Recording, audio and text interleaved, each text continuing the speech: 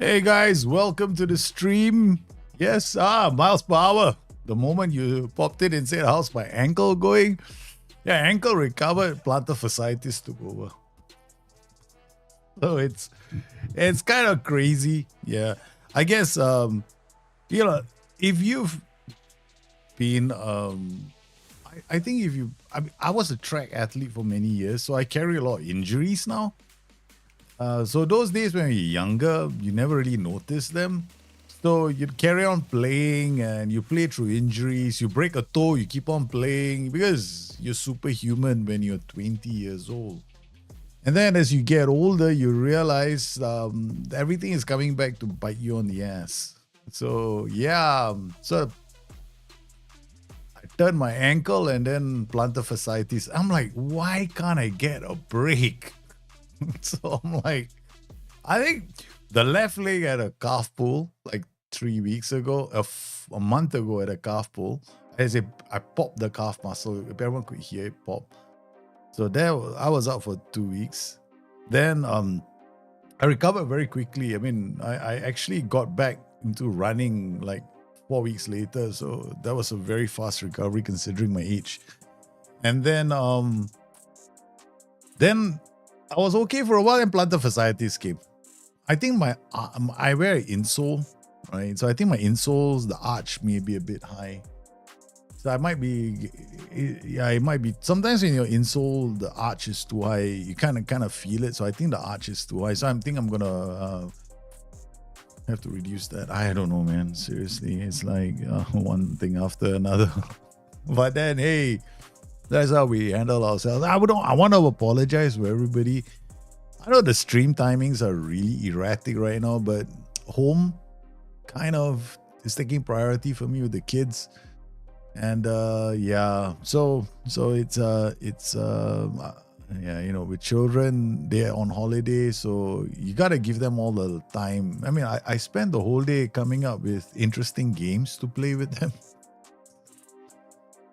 We had a game that we played, so it was all of us had to have serious faces. One of us had the job of making the other party laugh by making funny faces or doing something to make the other person laugh. So the kids were having to keep up serious faces, and then I have to make them laugh, and that was quite easy. So it was quite fun to do. It's like and then we were playing with the ball. So all kinds of games. I mean, I want to keep them off the iPads. Thing is, if I start streaming and doing content, then they're on iPads all the way, and that's something I don't want to see. I want them to experience playtime. All right. So tomorrow I'm taking them out during the day at 7 a.m. They don't know that yet. They're gonna find out at 6 when I wake them up. Boys, let's go to the courts. Let's see how they'll be excited. I know them. They love to play. The younger one especially, he's intensely competitive, man.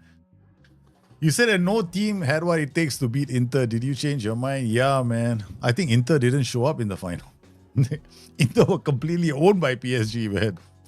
I mean, Inter, what a one-sided match that turned out to be. I kind of like went, oh God, why the Inter? It's like the false line movement of PSG kind of got them unstuck. Probably better off with static defending, but that's fluid defending, and I don't think they're set up for that. So they just collapsed, man, Inter Milan. That was such a disappointing final.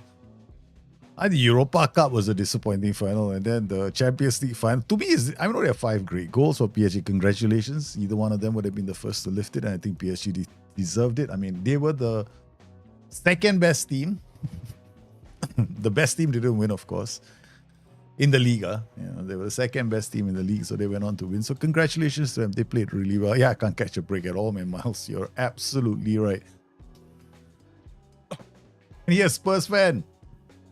What kind of best form of face-off family edition? Yeah, that's quite fun though. I realized that it's a great game to play in a family environment. You make everyone sit down, you put them in circle and tell everybody, okay, everyone's have the serious face and one of you has got to make us laugh. But you can't open your mouth. Actually, as they get older, I'll get them to do the whole crack jokes thing. You have to crack jokes to make the other party laugh and the other party. So my youngest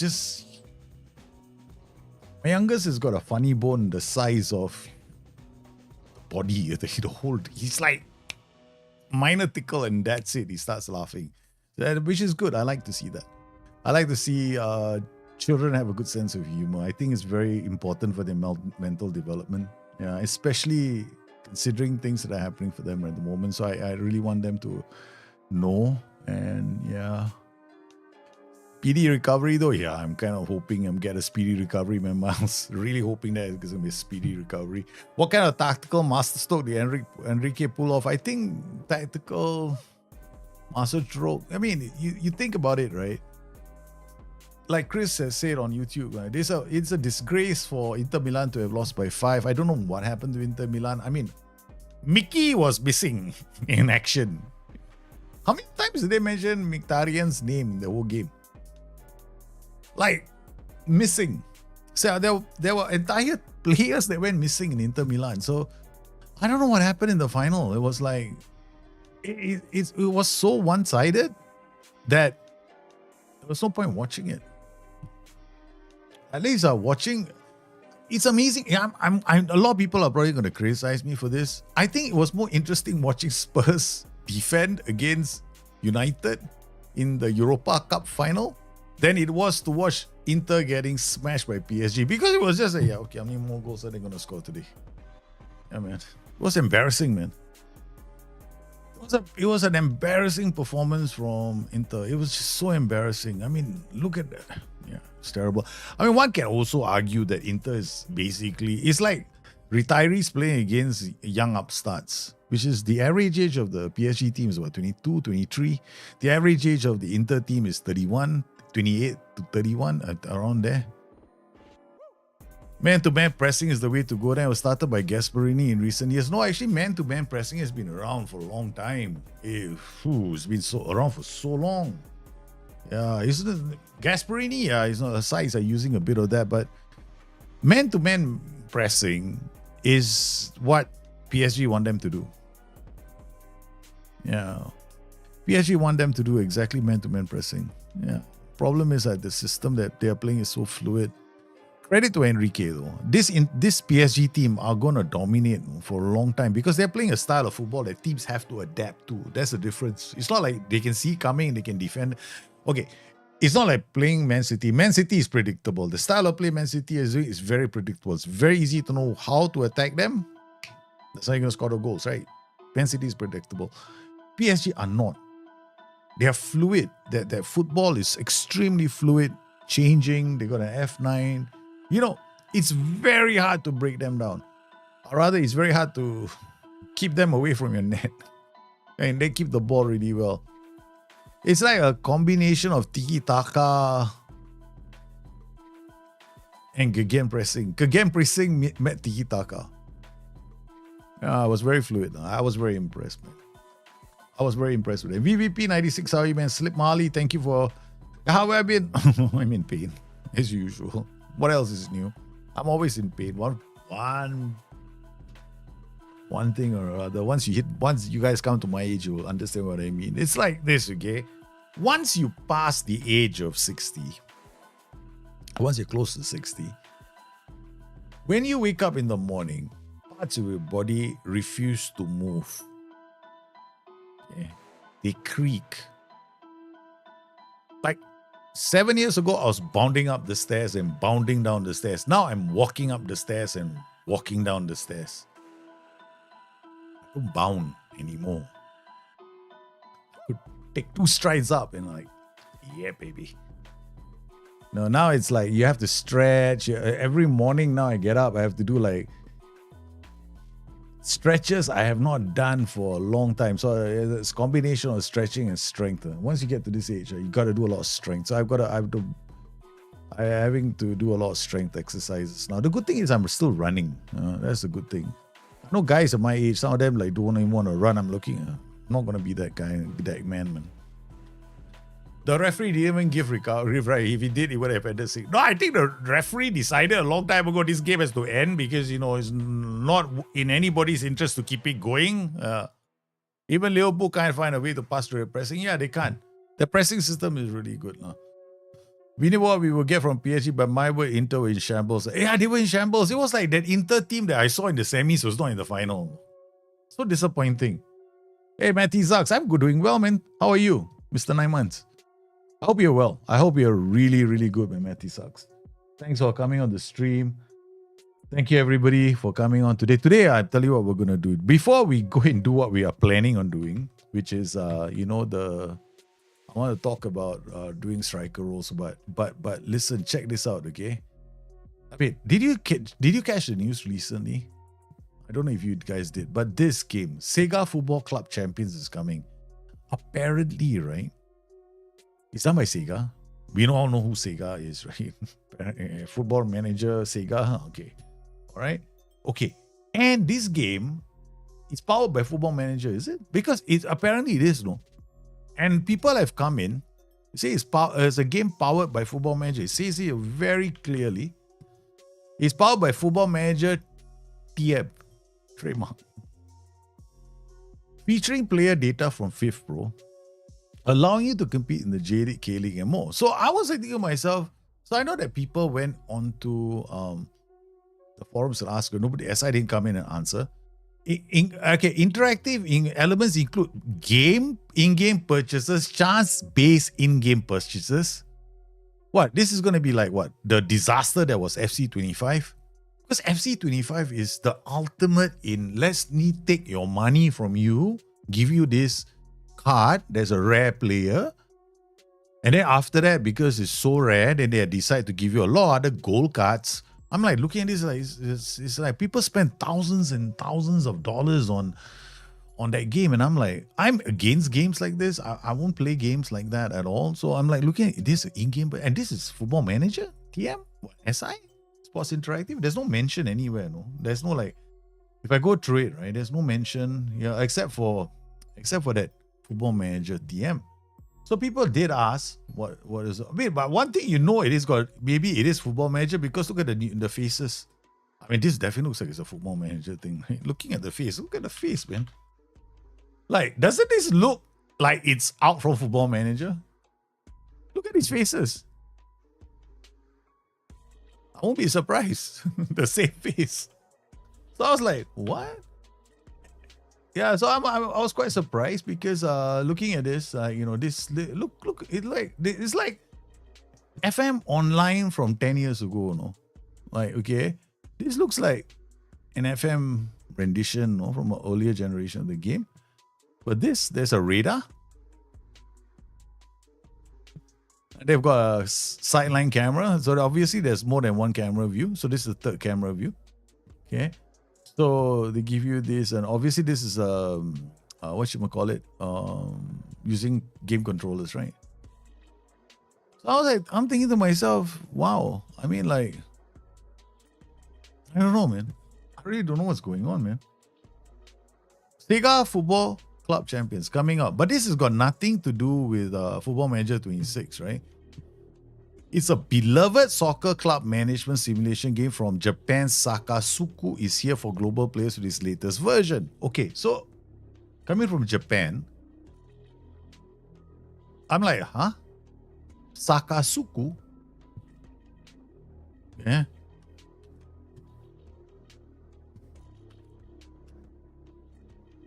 Is this game? Sega Sakasuku is powered by Football Manager. Any football RPG. Again, another game that is powered by Football Manager.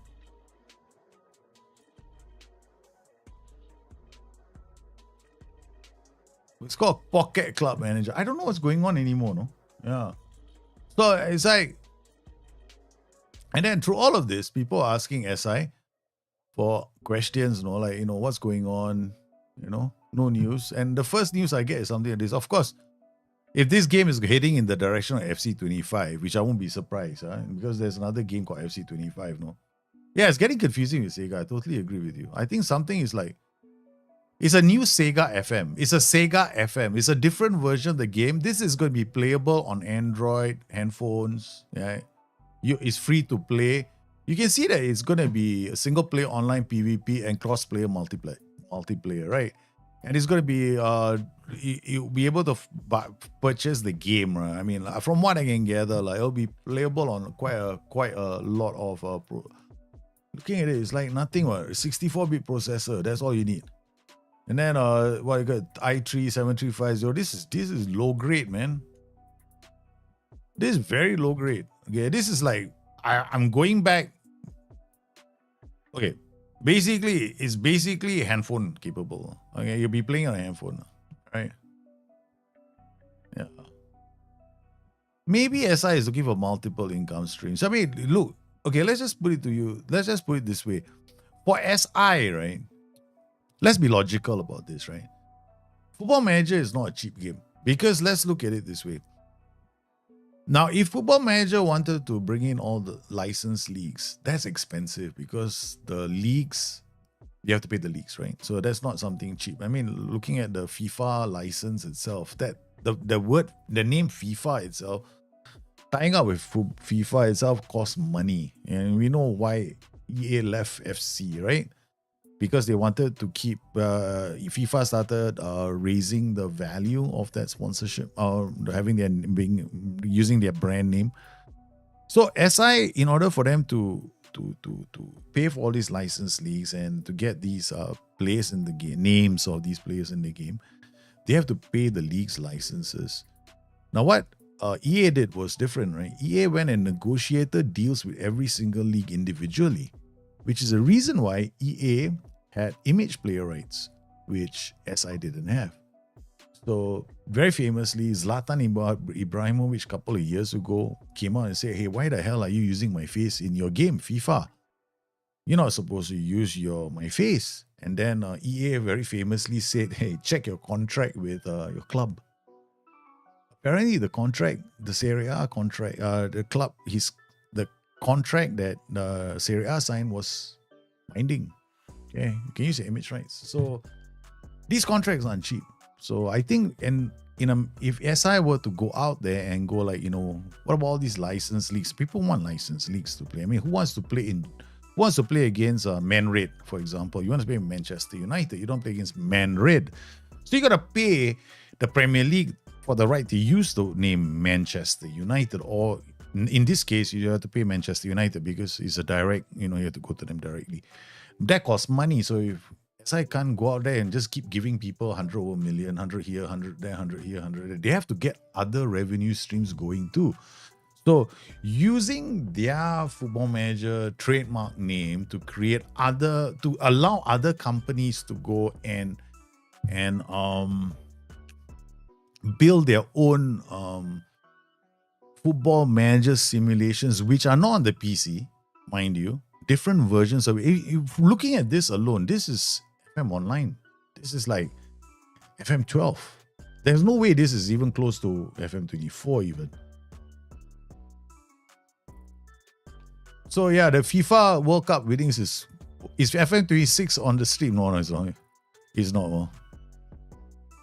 So they're going to be releasing a lot of tools, in real life, like Emmanuel, there are going to be a lot of tools coming out. So in my opinion, if I were you guys, right, I would keep a very, very close eye on this game, Sega Football Club. I'm not suggesting, it's free to play anyway.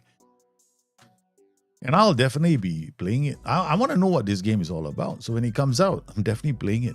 Because it's free to play. I just want to know which part of the game you're going to end up paying money for. Because there's bound to be lots of parts you're going to be paying money for. So it's going to be like an FM Live version of the game. That's it. So that's it. Because FM Live was ahead of its time. I don't know how many of you were here for FM Live, but FM Live was a game that was well ahead of its time. Because it was the first multiplayer Football Manager simulation game where we had our own game worlds with fictional players. And there was a big buy-in, but the only problem was, I think, eventually became too difficult, too costly to maintain for SI, and SI to bail out from it. So maybe other companies will take take a leaf from that and develop something closer, right? But I think it's gonna come sooner or later. All right, so today, guys, we're gonna be doing something very straightforward, right? Okay, so the last stream I did was a role guide live stream where I just basically covered all the roles, as many as I could, right? I left the please we're leaving the keepers out of this one. If SI don't prioritize them for training, I don't think we should prioritize them for role, worrying about roles for them. I mean, there is one combination that I'll cover, which I can just say it out. If you want to play out of defense and play out from the back, okay, a good combination is a sweeper keeper with a ball playing defender and a DLP. So what you do is you keep three roles together. That combination is one of the best for you to play out from the back, because you can sweeper keeper can play out to the ball playing defender, not a ball playing defender, because he can take on the ball and bring it out. Then he can actually pass it to someone. Now, the other thing about the backline is most people seem to think that a libero should be playing by himself. Actually, I disagree. I think the libero can partner very well with the ball-playing defender and a DLP, creating what I think is a very dangerous pivot. This pivot which is very deep, is very hard for opposition teams to get to, meaning they can't really press that position unless they have an AMC or two strikers. So most teams are not built to do that. So their formations don't come so high. And because they don't come so high, those two guys can actually help pull the opposition closer to them, thereby releasing space behind. So that's another combination that I actually like. So just in case, so I forgot to mention that on the last stream. So, but today what we're gonna do is we're gonna make several tactics. So we made a lot of different tactics the other day. I think we covered quite a few. We had a really funky stream. I think one of the funkiest streams. We had a funky stream because we've been changing tactics quite regularly on the stream. And we're still in touching distance of the Champions League, which is kind of fun. Okay, all right, so which role on chat, which role do you want me to start with first? Striker roles, okay? We're looking at striker roles. So it's all these positions. So which role do you guys want to see me use first? If playing 4-2-3-1 DM, in order to efficiently play out from the back, should DLP be on the same side as the BLP? It doesn't matter. It doesn't matter. You can play him on any side, yeah. Doesn't matter. You can play him on any side, yeah. Okay, Trequartista, we got target forward. Okay, TQ. Okay, we start with the TQ, then we go to the target forward. All right, okay. So let's make a tactic for the TQ. First, what is a TQ? All right, the Trequartista is one of the more flamboyant roles in the game. Okay, this role can drop all the way back down deep. Free roll. He's basically available only in attack duty. He's like a playmaking striker. All right, but the problem with this role is he shouldn't be expected to go in and do any defensive work. All right. Now, the beautiful thing is the game of Football Manager tells you that these guys don't defend. But in reality, the game of Football Manager, its biggest flaw is that it plays too heavily to attributes.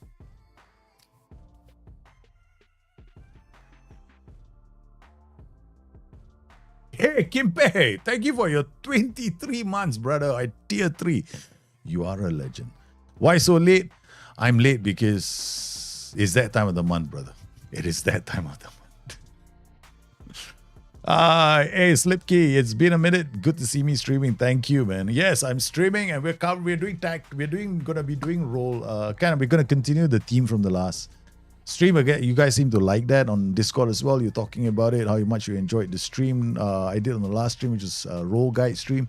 So this time we're going to do a role guide, but very specifically the striker category. I'm going to try and make tactics. Some of these tactics might work, some they won't, but we want to see the movement more than anything else and see how they combine with other roles. It's a Club World Cup competition, making other clubs to complete. Yeah, in fact, the Club World Cup competition is forcing big clubs to complete their deals, but the transfer window has been extended because of the competition. Yeah. So the transfer window is a bit funky now. You can actually sign. In fact, I think Real Madrid are paying Liverpool 20 million to release TAA earlier so they can register him for the Club World Cup. So they can play him there. So there's a lot of funky stuff going on, a lot of rule changes right now. Okay, so we're gonna make a Trequartista tactic. So once again, he's gonna drop deep. He's a playmaking striker. The game says he doesn't defend, but in reality, nothing about the definition of the description of the game should bother you. You should just look at the attributes. So anytime you play the game, you go to the attributes and you go like, all right, dude, you're gonna be playing as a Trequartista. So if I put you here, then come in here and go, what roles do I need? So from here, you can tell what kind of a Trequartista you're gonna get. We're gonna get a fast Trequartista. A Trequartista that to some extent can get into the area and score goals. He will be able to dribble. He has some passing. He's got decent technique. He can see the ball. He can see the great thing about him is. So, I mean, his decision making is a bit poor. He might play the worst pass at times, but it's okay. I mean, he possible as a Trequartista. I mean, the best role for him is probably don't even think about looking for other people. Just get out there and score goals. The best role for him is an advanced forward, because if he was an advanced forward, it'll be easier because he has all the attributes. We don't really need him to worry about bringing others into play because he doesn't require any vision. But you will find that in Football Manager, you can get away with a lot of things. So looking at him, he's a Trequartista. Can we play other players as Trequartistas? I mean, you could probably play other players, but in Football Manager, if the player doesn't know the position, then he might make mistakes. Nothing says he can't play the role. He'll just make mistakes. So we are not going to try anybody funky here. What about Mr. Ollie Watkins? Ollie Watkins, as a Trequartista, he probably won't be doing such a good job because in terms of his attributes, right? If you look at him, his flair is much lower because Trequartistas tend to need flair. It's really important for them to have flair. They have to be able to do the unpredictable. Okay, so here, getting away, his first touch is borderline passable. His passing is decent. I mean, 12 is acceptable, but you know, both of them have got poor decision making. To be honest, from you, then looking at the two of them, I wouldn't. It's not much of a difference between the two, except the other guy, Diaby, is a bit better. I mean, Diaby's got decent first touch. He's very good on the ball. Okay, dribbling and agility stand out for him. Okay, these are the two things that get me thinking about him as a tracker. He can twist, he can turn. Okay, he can get away, and he can play a simple pass. Okay, all right. So let's make a tactic for Trequartista. So many Trequartista tactics, right? So let's try with something relatively simple. We go for a 4-2-3-1. That way, he has a backup, right, in midfield. So then we don't have to worry so much. Oh, Guzan Tas, how are you, man? Trainer, how do I combine roles to create goal scoring chances and still stay solid while being underdog? Well, if you were an underdog, I would stick to just a 4-4-2 DM or 4-2-4 DM. You get a solid back line, 6 players defending, 4 players in attack, target forward, poach, target forward, advance forward, 2 wingers. It's simple. Don't go. If you're an underdog, the more complicated you go for roles and duties, the harder your game is going to be. Yeah. So I would keep it simple. Slipkey, you're looking for a new save as my Ulot save was ruined. Oh my goodness. Man, I hope that doesn't happen to me. Me hard coding the Catalan only policy kept me out of the Copa del Roy. Hey, Jumanji guy, I'm sorry to hear about your save, man. I hope that you are able to care, you have a good new save afterwards. They are here, right? Real paid Liverpool. Yeah, they did. They paid Liverpool 20 million to get our boy to get TA early for the Club World Cup. Yeah, so Real are looking to use him. Alright, so we got Trequartista. Now the problem is we have a Trequartista. I'm probably gonna use this guy as a shadow striker. So these two become the pivots to attack, right? So because these two are gonna be doing most of the attacking through the center, we have no clue how. Okay, when you have Trequartista, it's like he's gonna come deep. He's gonna be everywhere. So don't have too many complicated rules. I don't have too many complicated rules around him. So everybody's like stretching the pitch. All right, so in the center, what we'll do is we'll start with 2 DMs and support. But the problem is because this guy is going up, this guy is coming down, there's not enough movement. So we'll get a volante going up. So now we have a volante going up. So this role should ideally go up the pitch with him. So we got 1, 2, and then we got support. Now what we have here is a backline, right? So obviously it's a backline. So what we can do is get somebody else to come up here when he goes forward to encourage this role to move up the pitch. So what we'll do is we'll play a libero here. And then what we'll do is we'll play a ball-playing defender here. So now we've got a backline that is pretty... Okay, we got to start a bit less aggressive, right? So we got this guy only going up. Oh, this is too dangerous. So we'll start very, very basic. Huh? I have a question. Will you get further forward play instruction attacking when support comes deep to build up or not? If you put a get further forward play instruction, he just gets further forward in the build up. So if you're doing a lot of counter pressing, you'll press high up the pitch. But he might not be, if it's a quick transition, he may not have time to get back. So you have to get a player, make sure he's got great stamina and work rate. Would an AM attack work instead of the SS? AM attack will also work. Yeah, especially if you don't have a shadow striker. Thanks, tips on player, but I'm actually more interested in combining roles. I'm telling you, you want to keep it simple. Yeah, entering the final third, especially if you're underdog, the simpler you keep it, the more effective your tactical system becomes. If you want to combine, especially if you're underdog, it takes too long to combine and create a chance, you might lose. You might lose possession of the ball. That's my advice. It's to each his own. Yeah. Okay, so what we're gonna do is we got this winger. Okay, we'll do it in two ways. One is the more aggressive version. We just keep this guy back first. So we are gonna play with a ball-playing defender first. Ball-playing defender. Use 2 fullbacks on attack because we have these 2 guys. Right? So we want to push this formation higher up the pitch. So we're gonna start on balance because we honestly don't know what we're doing. So we are going to have 2 focuses and an underlap. We're going to keep it we're going to go in, out. I mean, we're going to use the wall. Instead of we're not depending on these 2. We're just going to get the ball up the pitch as decently, quickly as possible. Distribute to the flanks. I think this is fine. Okay. All right. So we got most of the players. Now we quick pick, see what we get. Well, they want to use Mr. Ollie Watkins. Let's see his flair is 13. Yeah, he's okay as a track, but not as good as DRB. I think DRB is better. Okay, DRB is slightly better as a Trequartista. Slightly, I'm not saying it's major improvement, but I like his acceleration, his dribbling, and his work rate. So I think there's going to be a lot of ground that he's going to be covering. Then we're going to play Kamara, Luis, Ramsey, Buendia. I think of Buendia. Who can we play on the right?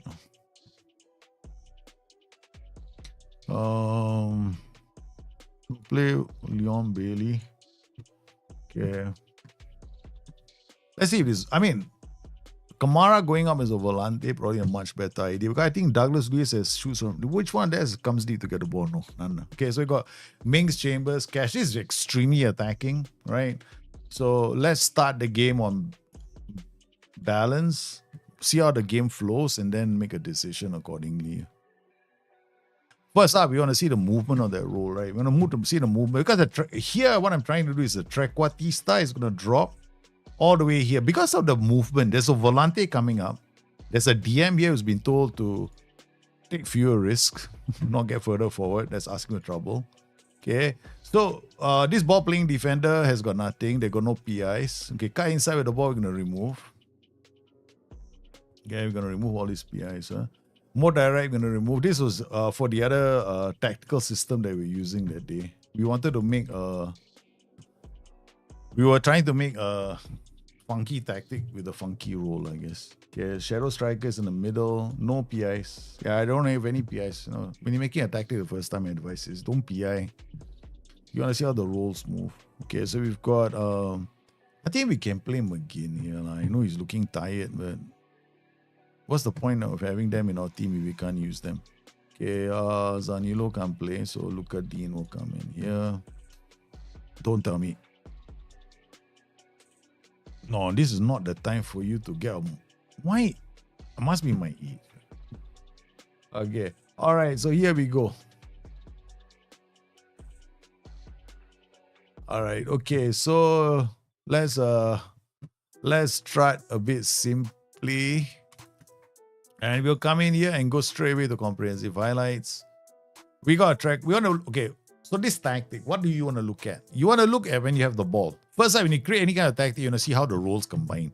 So we got ball playing defender. Earlier, I wanted the guy to come out here to encourage this guy to go up. We'll worry about that later. Fullback is going to be very attacking. So basically, we have a box defense right now. Or rather, not really a box, three-way defense. So our flanks are extremely vulnerable. So what am I paying attention to? Transitions. If I have any balls coming on the flanks and I can't defend, I'm changing this immediately to inside inverted fullbacks. This guy's a libero, so I get a three-man pivot in defense.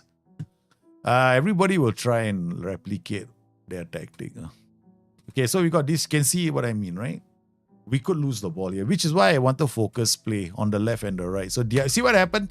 This is how this is how deep a Trequartista will come. See, this Trequartistas, this is the reason why you want to have width in your tactic and you want to have players attacking those positions and they don't have to be on attack duty. See where they're all placed? So what you need is a player who's got very good first touch, very good agility. That's why YouTube streamers are except Doljit. Everybody's gonna try. Like you can,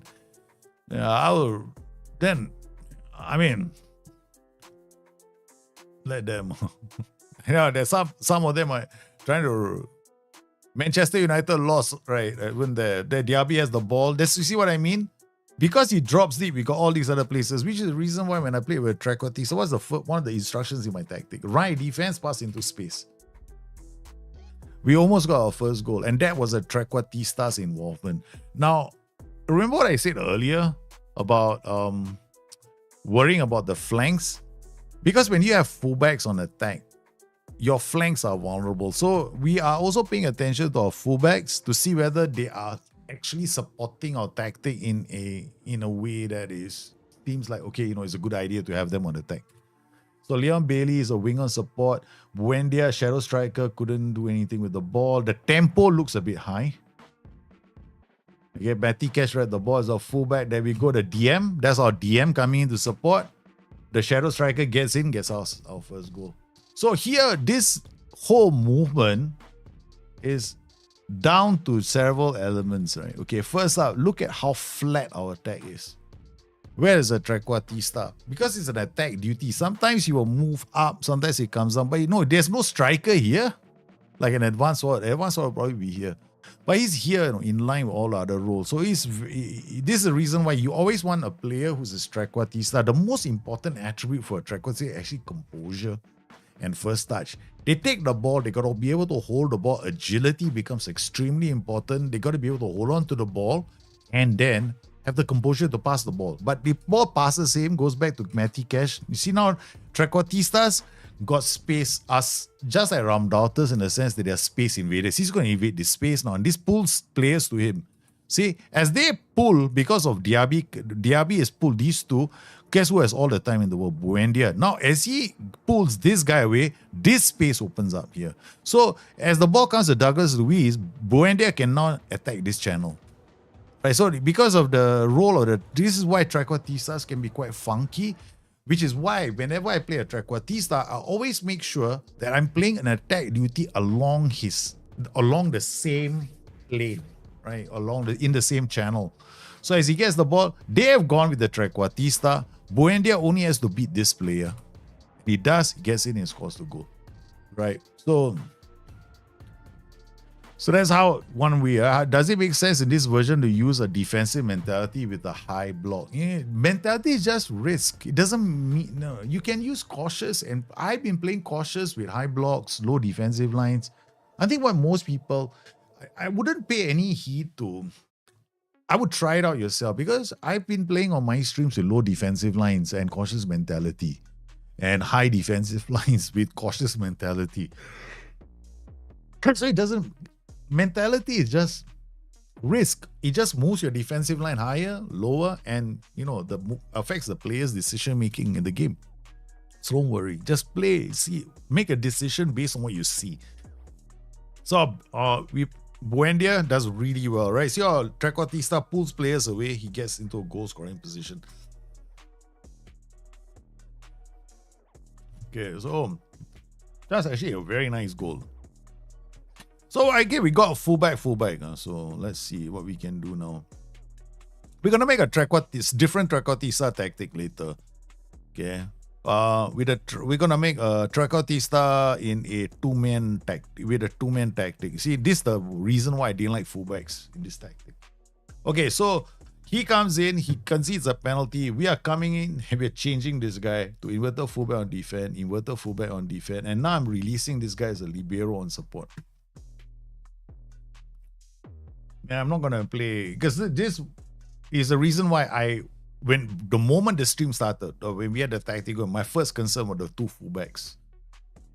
We don't really need to play fullbacks on attack. Fullbacks on support would have been great, yeah, but then still might have had the same issue. But now I have a triple pivot in defense.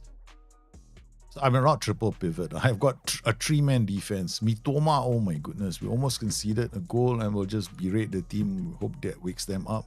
I mean, Tyrone Mings as a libero, I don't know, man. It could be I'm not sure if that is going to work. Nicely done from Matty Cash. Again, you see that? That's an inverted fullback, no? One of the reasons why I love inverted fullbacks, they will attack based on the side of the pitch you're attacking. So they still will go and attack the flank. This is the reason why I'm a huge fan of the inverted fullback. If a lot of my tactics, right, especially if they're using underlaps, right, I'm going to use the inverted fullback because they are brilliant. They're one of the more brilliant roles in the game because you got the three-man backline that you want. So that, again, this is when we know our tactic is doing okay. Look at where he is. He's in central midfield. He draws back. He still stays here. Then he looks for somebody else to play the pass to. He's got three players on him. No, this is what I mean. Composure, first touch, very important. Gets it, and then he gets into. See, it doesn't take him long, right? He's a give and go role. Look at it. Just pay attention to his movement, right? He gets the ball, plays a pass, then look at how he attacks that space. Goes in waiting to score a goal. This is the reason why I have pass into space and run a defense, because it's a very good combination for a Trequartista tactic. If I were to make a tactic which has got players running, right, and attacking spaces like roles like Trequartistas, shadow strikers, roundouters, especially those roles that start wide, especially the wide roles, I'm definitely going to use pass into space with run a defense. So far, so good. There's a lot of pressure. Again, we went there. Trequartista looking up, links up, play again. Shadow striker goes wide and gets into the area again. That is why we have Leon Bailey on the right, because we want him to go attacking. But if you say, if you're using centre back, no, you still have the same problem. It's because just now we have fullbacks on attack. Just remember, whenever you have fullbacks on attack, your flanks become a bit more vulnerable. They have to do recovery runs all the time. And the recovery runs is where you end up in trouble. Another question, wing back attack with dribble less back. If you want to play dribble less, don't play wing back then. Yeah. Another good move. Look at where the Trequartista is. The Trequartista is involved in a lot of football. And because we play now with inverted fullbacks, we got three-man defense. So transitional attacks, they can't attack our flanks anymore. So they don't attack. The moment they try to attack our flanks, Matty Cash. And Matty Cash isn't the tallest player in the world, no. He's just intercepting balls now.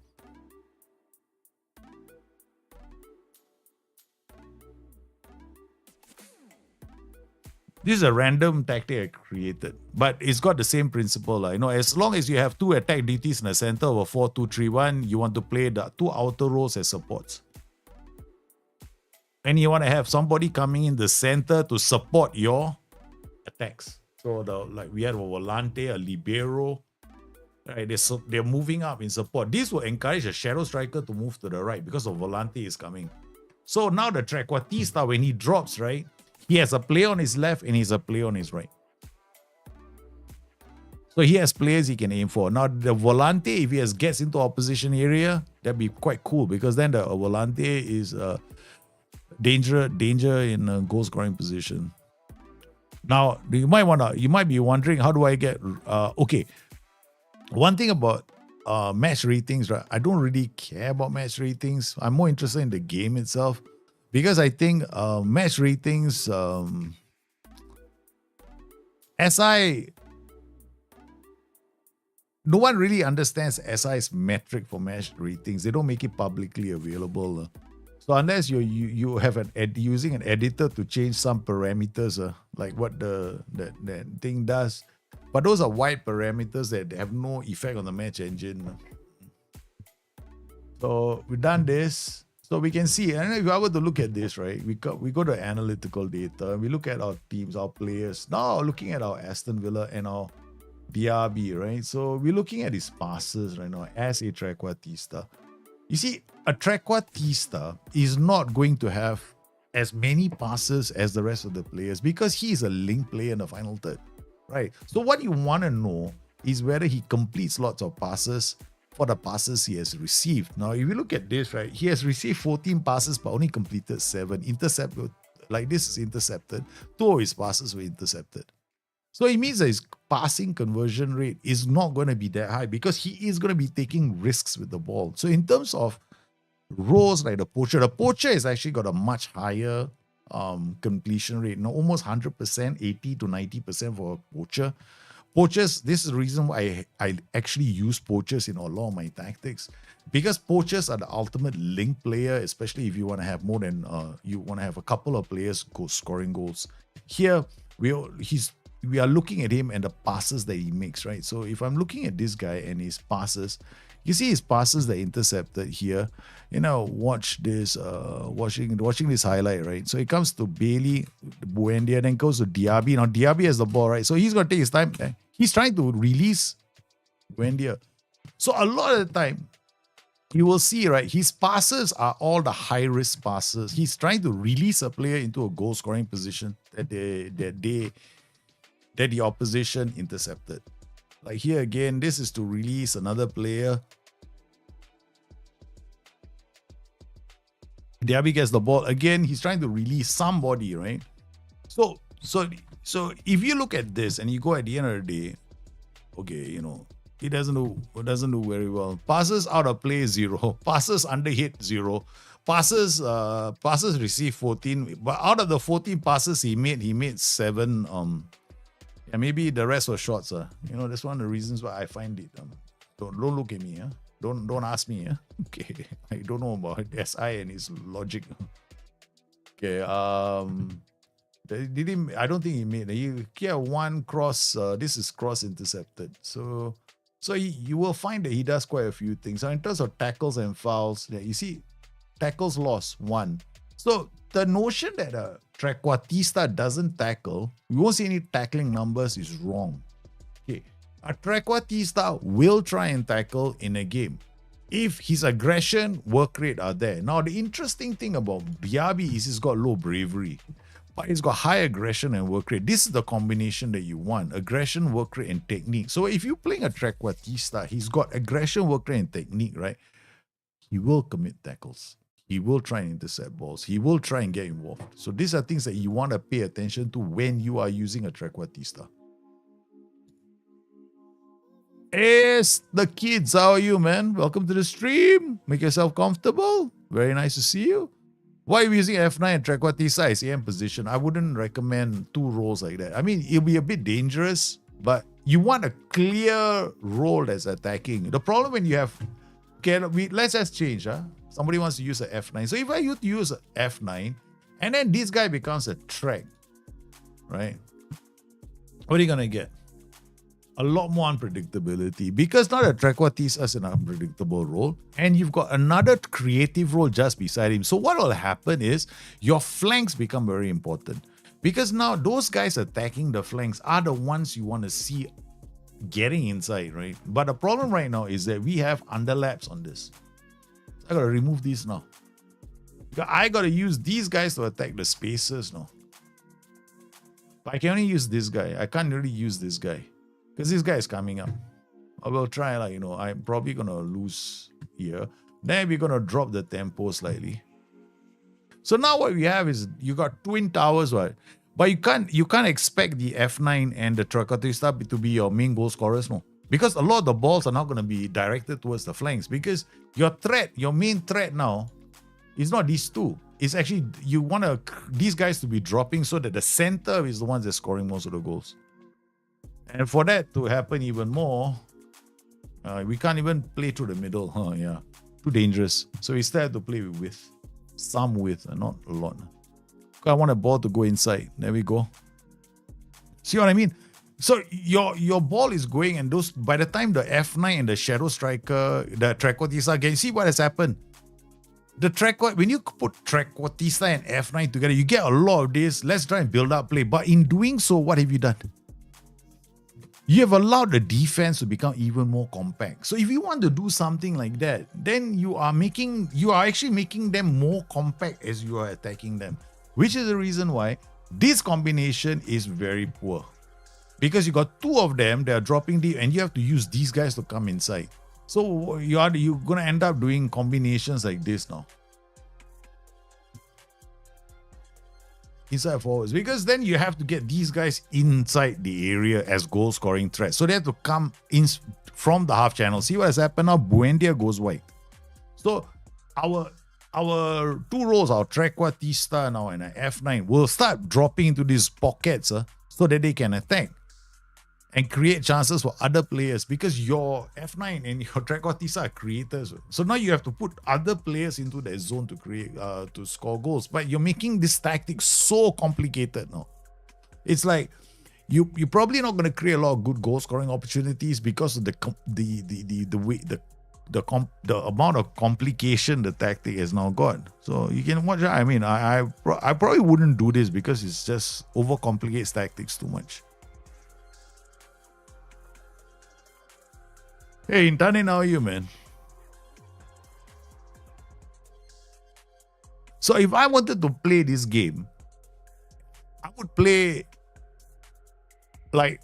try to create optimal goal scoring opportunities without making the defense. Because when you put F9 and Trequartista together like that, you are creating a situation where the defense has got players that are coming in. So what about double Trequartistas? Now, double Trequartistas could be quite funky, because you see, now you got two of them, right? But because one of them is already dropping, they're both going to end up dropping into each other's zone. Not really.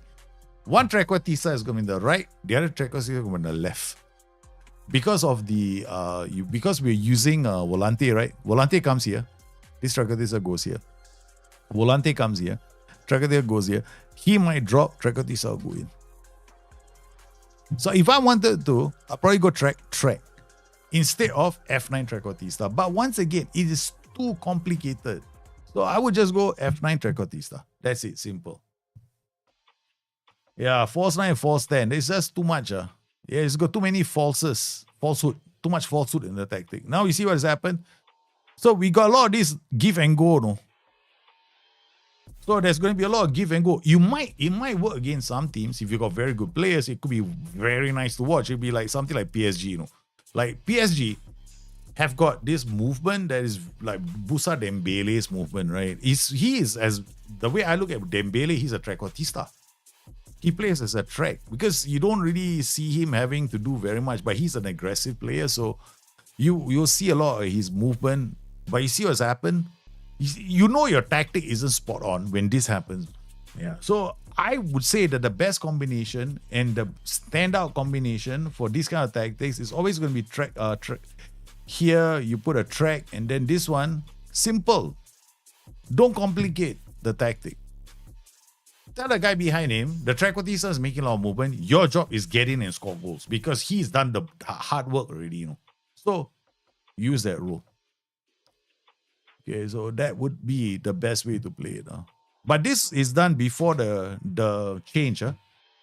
This is just now in the Trequartista combination. Okay, so this is one Trequartista, this is the other Trequartista.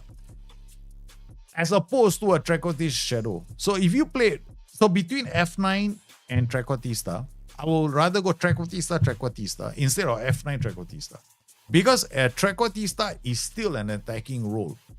So, and because he drops down into that tier, you got one guy going this way, and the other Trequartista can go wherever he wants to know for the space. So he's gone here.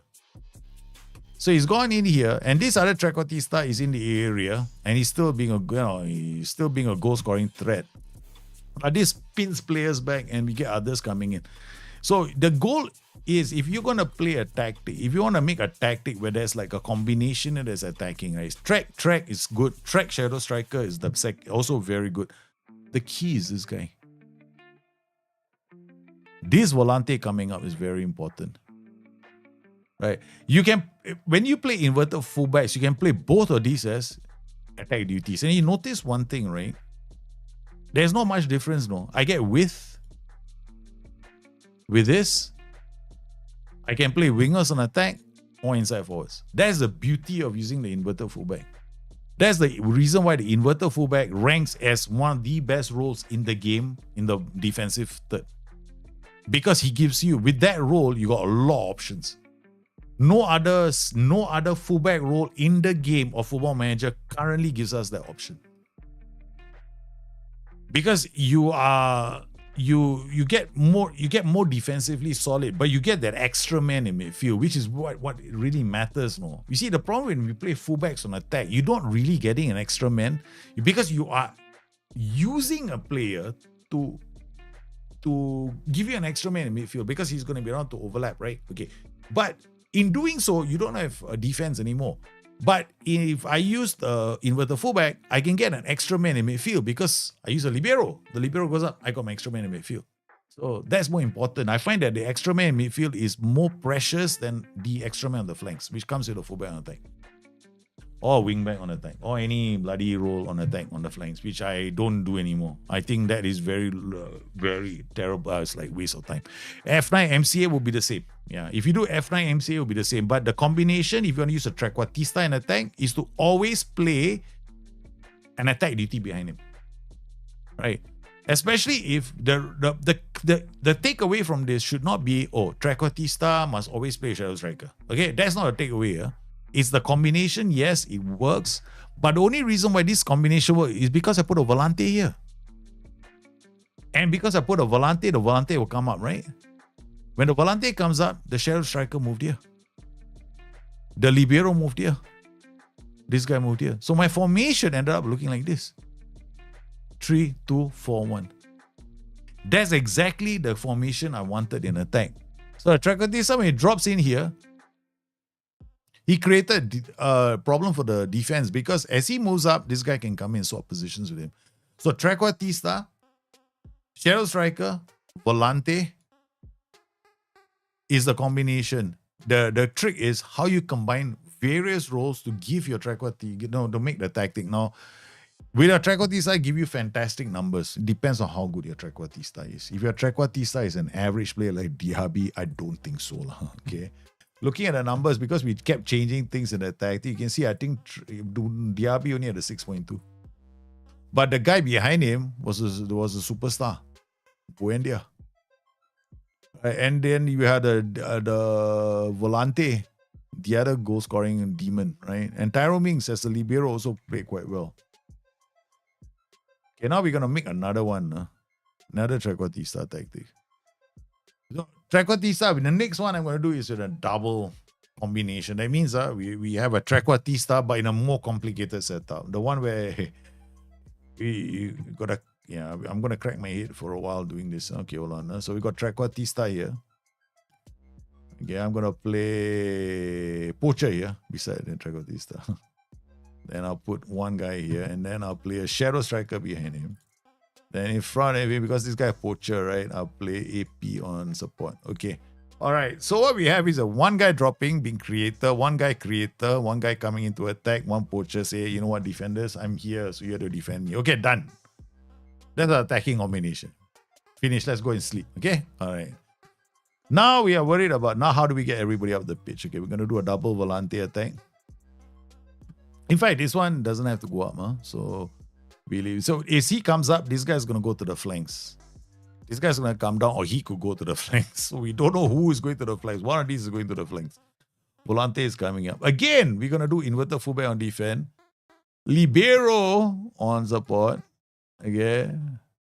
And inverted fullback on defense. Just for the fun of it. Huh? Let's see what happens. Huh? Because everything is going to go through the middle. Okay. Ideally, okay, let's make it more interesting. Fullback on attack. Fullback on attack. Since we got so many in the middle. Okay, ball playing defender. Okay, this is conventional. Most people can make this tactic work. Okay. Fullback on attack. Now, underlap, yes. Widest player is going to hold on to the ball, looking for inside runs. And then everything mostly going to the middle. Distributing to the flanks, okay, fine. We're not playing it from the back. I'm not an advocate of that, okay. So we got all the roles done. We're now going to look at PIs. Any PIs here? No, we're not putting any PIs here. Although this guy, I'd rather him roam from position and move with the chance. We're going to leave it alone. We got to take few risks here with ball playing defenders and 2 fullbacks on attack. Okay, done. All right, let's go. Much more simpler. The setup is quite simple. But here, because of the sheer congestion, premium shot could be distributed. Got 4 of them up there, and that's fine. Balance, okay, we'll just play on positive because there's a lot of short passing on positive. You can see none of them really play their roles really well, but who cares?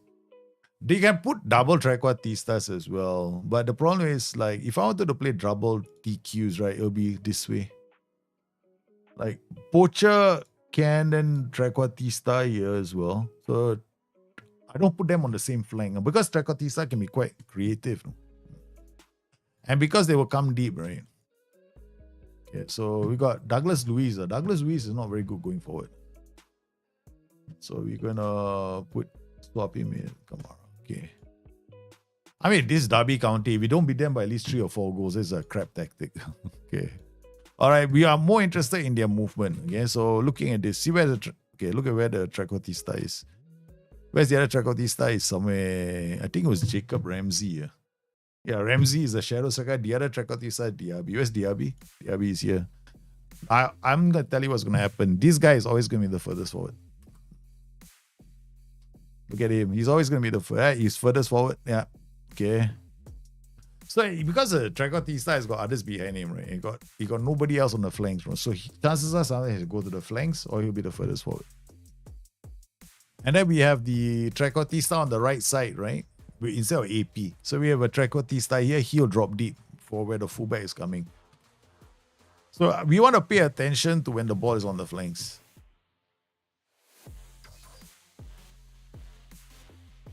So we're using fullbacks on attack. Now, this tactic, we kind of need the fullbacks to be attacking. The other option I have to make it a bit more funky, is a one-man defend, is play them here as inverted wingbacks. I haven't tried that one yet. You notice, right? They can't get through the middle. So we conceded the first goal. You see, it doesn't always work. Huh? Okay, so I'm maxing out the width and use the fullbacks more often. We conceded a goal. Trequartista based tactic. Because we need these two. I believe that I prefer AP and support now because I need this. I need high pressure from this role, this position. Diaby Trequartista. See where the Trequartista is dropped. See, this is why in a box tactic, sometimes it can be a problem when you have too many. See, he has gone to support because focus play down the left, right? So you look at where he's supporting the fullback. Now, Kamara has come in, and then we got Luis playing it to Cash. The fullback is out wide. Okay, so what do I see here? If I see something like this, I immediately go this. Yeah, I can get to the byline so easily, right? Without too much trouble. And then I'm not playing with defenders in my set pieces, no. Not a single defender. I mean, I'm not playing with, when I've got nobody defending. All of them attacking. So we're kicking the ball on. Okay, if I scored a goal, right, I would actually, that was a Trequartista passing to the other Trequartista. That was a Trequartista combination we just missed. Diaby and Buendia. Or is it? Maybe I'm mistaken. Yeah. Okay, I'm going to change slightly. I want to go, right? So what I can do is now play our defense because I want to draw them into pressing me. No more distribute fullbacks. Okay. I want them to come high up the pitch because now they're sitting back to defend.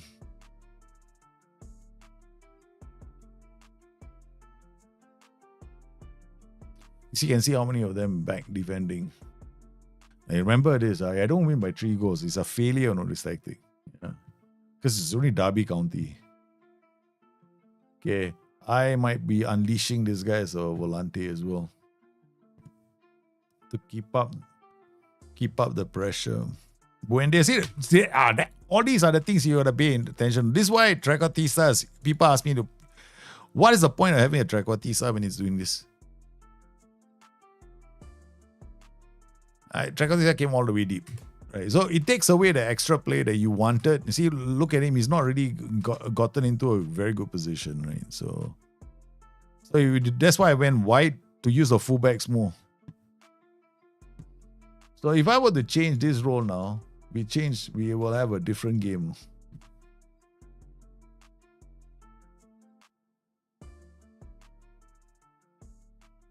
We will have a different outcome because I don't think you can squeeze too many. I mean, I was thinking it would be not bad as the furthest I go as a track, but we'll try 4 Trequartistas next, which is like the ultimate in stupidity.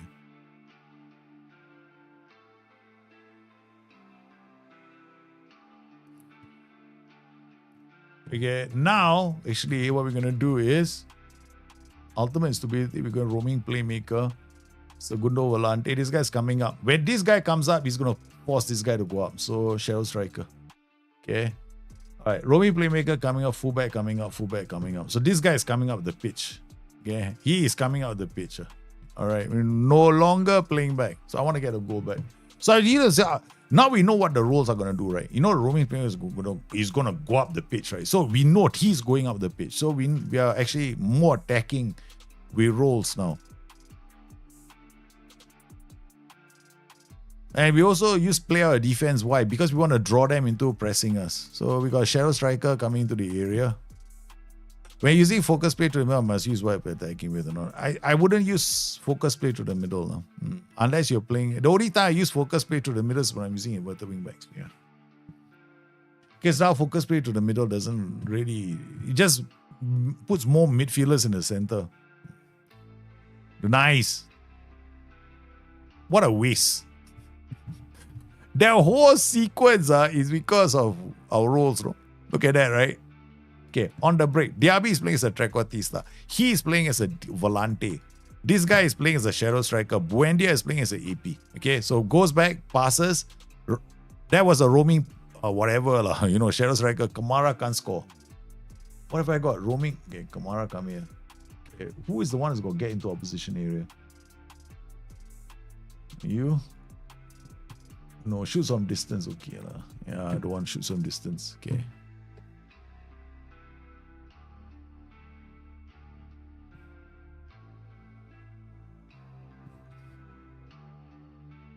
I hate it. No.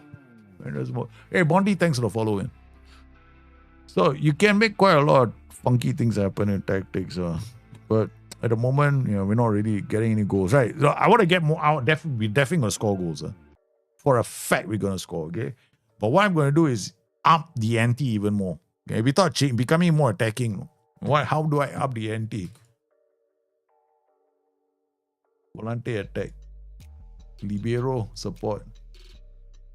Now I'm going to defend the flanks. Okay, just defend the flanks first. Okay, we're going to the middle. Everything is happening to the middle. Okay, so Volante is coming, shadow striker.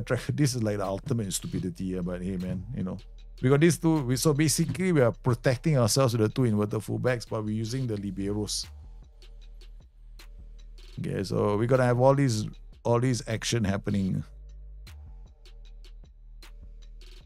Pau Torres. Who's the libero? Pau Torres. Yeah, this is crazy. But so far, the 4-2-3-1 is the easiest to do. This is probably the hardest. Oh, we can also use a Trequartista with a target forward. In a 4-2-4. Trequartista because it drops deep, and then target 4 is drop deep, right? So we got 2 wingers, and then we can draw the team in and hit them on the flanks. If I'm playing a 4-4-2 DM, do you suggest playing focus play left and right? Yeah. If you're cross heavy tag, if you want to do a lot of crosses, I would definitely recommend focus play left and right. In fact, if you got whichever side you got a better crosser, right? You focus play there. Then the other side you don't focus play. That side becomes the more attacking side. So they will go for goal. So we got all the balls going to the center. Okay. All right. Okay. We can see it happening. Now we're gonna change a couple of players, right? So we're gonna be Callum Chambers playing here. McGinn for this guy. Tyrone Mings or Maureen. Okay, let's go.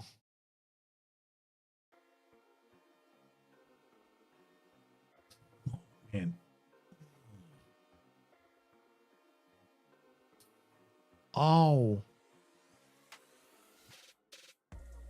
Like, they got into a very defensive shape. Oh.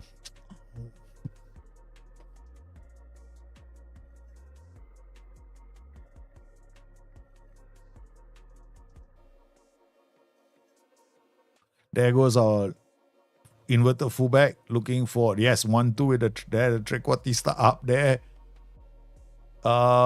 Pressure coming from the roaming playmaker. We got the 3 at the back. But because using inverted fullbacks, right, they will pivot to the side of the attack. So we only really have 1 defender now. And we're still 1 goal down too.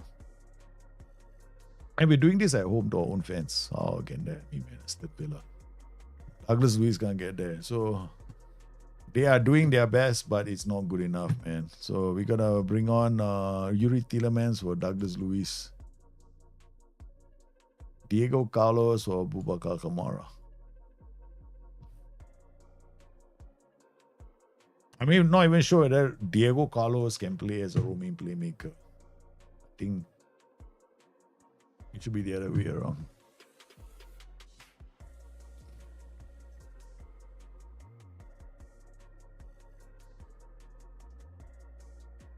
See what I don't like about Trequartistas? You saw what he just did, right? Trequartistas are looking, they will link up with other roles as well, right? So he actually didn't attack the box, no. He just transferred responsibility to another player. So we are attacking full on, looking for the goal now.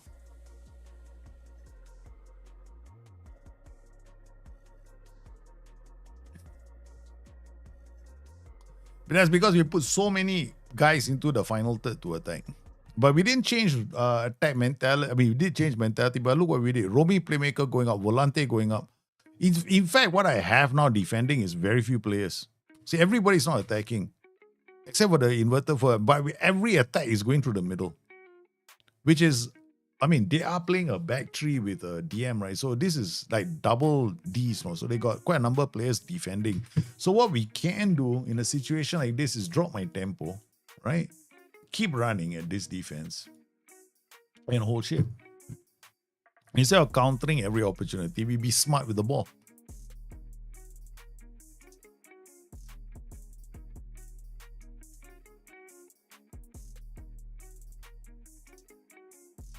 Because this trio is not going to have a problem against this group. I mean, at least one of them, this guy is going up, this guy is going up, this guy is going up. Yeah, we don't have any defenders. We only got one defender, Konsa.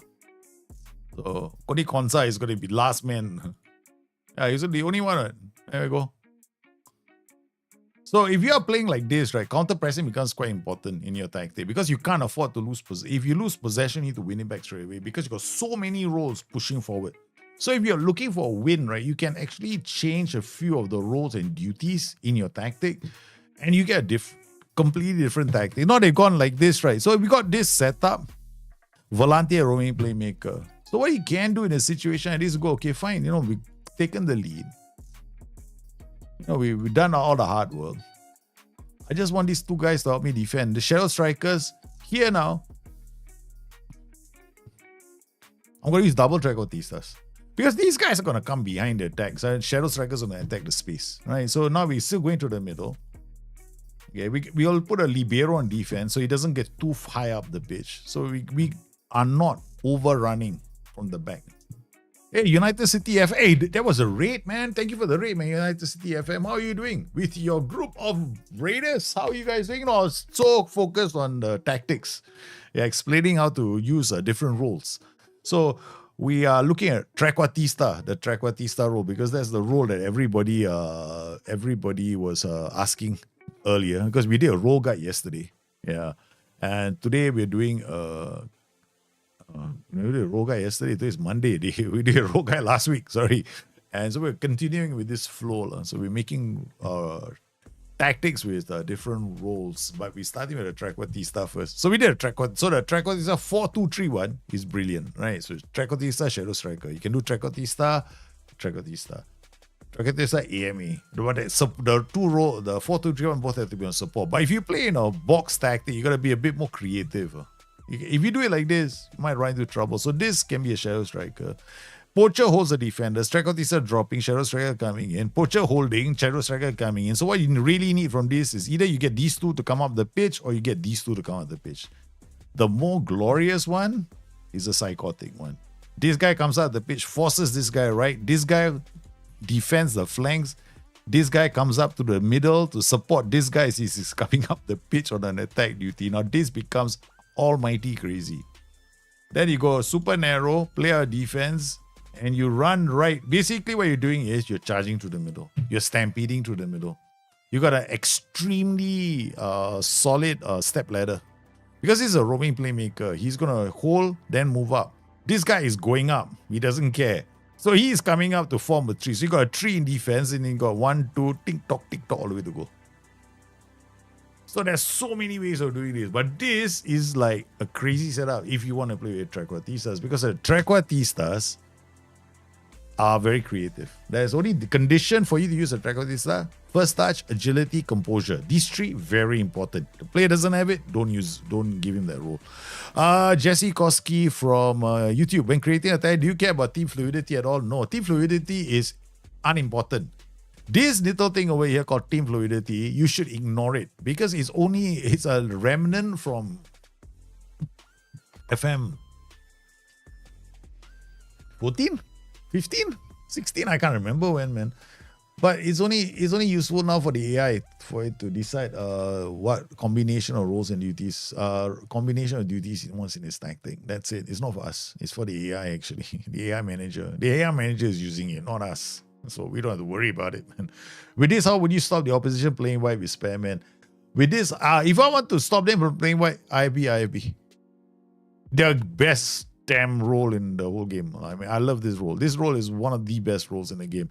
Every time I want to prevent the AI from attacking me white and I have an extra man in midfield, I play inverted fullback. They lose the battle. Unless they run at me with a fullback winger, then I'm in trouble. Then in that case, I'm switching to something a bit more orthodox, where I've got wingers protecting. Then I've got complete protection down the flanks and I've got an extra man in midfield. So whenever I do this combination, this is by far the best for me, the combination that takes me to a happy place. Because 1, 2, 3 are a 3-man defense. This guy comes up, becomes the DM, so to speak. And depending on how aggressive I need to be, I can be very like I don't want to be aggressive today. Now I become like this. I got like guy goes up, he forms a 2, 3, 2. This guy goes up. Then in this case, the Trequartista should really be here. This guy should be the Trequartista. See, notice why I play the Trequartista here. Because this guy is coming up, right? If he comes up, he pushes this guy. This guy comes down. There's a lot of space for him. Because you know, this Trequartista is going to be in this zone, right? It's going to be like, Volante rather is going to be in this zone. So here, making this guy a Trequartista is kind of cool because he will drop into these spaces. Poacher is still going to have the defenders occupied. Poacher, by far, hands down, the best role to keep a defender occupied because the defenders just don't like to see a bloody poacher in front of their face. Like, oh my God, now I got to mark you. And they follow him like a dog follows a bone. Then you got all the other. How do you think we got our Ramdaughter scoring hat tricks in the stream? Like Ramdaughter just coming scoring goals because they got the only eye. They only got eyes for the poacher. It's a very, very. It is. I'm sorry to say this, but yeah, kind of the match engine. I won't say I'm playing to the match engine, but if you understand what the roles are doing in terms of movement, there's so much more you can do. Okay, so you're done Trequartista. The other role that we had earlier was it? Let me go back. Let me check that. You guys came up with the roles, right? Not me. I had to write. I should have written it down. Yeah, what was it? I think it's coming in. No, I saw pressing forward. I saw something else as well. Okay. Target forward. Okay, we'll do target forward. All right. Okay, next one is target forward. Target forward, really simple. Okay, so we're gonna do a combination of tactics with target forward. Okay, so we're gonna cover as many tactics as we can. Okay, target forward up top. What's the target forward? Basically, target forwards are great roles. They're one of the champion roles for underdog tactics. By far, this combination is the underdog combination of all time. In Football Manager 24, 23, 22, 21, right? The best underdog combination has always been this. Target forward, advance forward. Hands down, the best. Because if you're playing as an underdog, right, you don't want to have a support duty. You want to have an attack duty. Because the game of Football Manager 24 right now is just too easy. The moment you put a combination like this, right, you can release all these guys as attack duties. So now if you release all these guys as attack duties, you've got an anchor in midfield. So let's just push this guy high up the pitch. Let's turn him into a volunteer and support. This guy taking few risks. What are you going to get? This guy goes up, right? Target forward drops. This guy is attacking this space. Now, you could say, well, let's make it a bit more safer. I'm underdog, right? So you go wing on support, wing on support. Now what you've got is a 4-2-4, right? But a 4-2-4 that builds out like a 3-2. Volante goes up. Target forward will drop here. Advanced forward is running into the space. Advanced forwards are the focal point of attacks. In an underdog tactic, they go from back to front really quickly. Target forward attack will hold up the ball, right? But because he's not on support duty, he won't drop all the way here. There is a reason why now in Football Manager, there is absolutely no, in a 4-4-2, 4-2-4, there's no real point playing a support duty for target forward. I know it can be very handy. If you play a support duty, he'll float like a butterfly in this zone. Then you got to think about, oh no, how do I get players behind? Right? But if you're playing that, then you're going to have to play low crosses, work ball into box, all this you're going to add. Because you asking him to drop. Now, if you're asking him to drop, then why is this guy a focal point of attacks? This is when you must think this way. I want my ball to go from defense to attack quickly to score a goal. Boom. Advance forward automatic. That's it. You just put in a hit. I want to score a goal, but I want others to score goals. I want him to link up with everybody else. Poacher. That's it. No other role does better. So now you got the two. These are very easy to use. Now, in this particular setup, actually, I will use a pressing forward. Why? Because a pressing forward, target forward, right? He is on the shoulder of defenders. So he's going to help, mark, or he's going to be putting a lot of pressure. So target forward is going to drop into this zone. So in this kind of a tactic, your tempo should be normal, not too high, but low crosses will be very handy. So there's going to be a lot of running at defense from this guy and this guy, hopefully, and this guy, okay? That's about as much as we're going to do, okay? We're not going to do too much. Hey, Chico de Miko, how are you, brother? Hey, we're back to the crazy here. We have been making different tactics every single match with Aston Villa. We're still in the champion. Oh, we're playing Manchester United. We're overcomplicating the tactic to play against Manchester United. Guys, we're going to be... we almost... Okay, we're going to try this. We'll try. Okay, let's make a tactic. Okay, distribute the flanks. I love this. Distribute flanks. Love it. Okay, I don't replay another way. Okay, we're going to have a standard defensive line. Sounds like a plan. Lower defensive line can also work because then the back line doesn't move very high up the pitch. Okay. Do you want to play with a deep block, mid block? Nah. We got these guys. We just might as well let them press high up the pitch. Okay. All right, we'll work the ball into the box, low cross, and then we'll do it because we got using a target forward and this combination. Then we got Kamara. I like him going up. Douglas Luiz, Mings, Torres, Conser, Chambers. All right, let's go. Let's first up, let's pray. Let's see. Hope this works. Okay. But once again, we're looking at these roles to understand their movement first. Okay, that's the goal of the stream. We look at the way the roles move, how they combine with other roles, and then hopefully this helps you guys in the future when you're making your tactics, and then you can you get kind of a what do you do, right? So now we created this tactic. Our goal is Volante is coming up, target 4 is dropping, so there's going to be a link because positional play means this guy comes up, right? Okay, done. This guy's going to drop target 4. Okay, done. There's going to be a link there. Then we've got Libero coming up. These guys going to form a 3-2 midfield, build out pattern. So what are we looking for? When goalkeeper has the ball, we better get the ball up to here. That means the tactic is decent. Okay, if we cannot do that, then we are in trouble. So okay, I like that.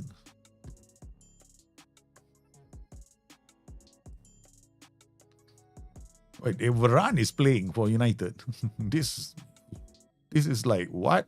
Rashford is still playing for United. This is a terrible injustice, man. I don't know which version of Football Manager this is.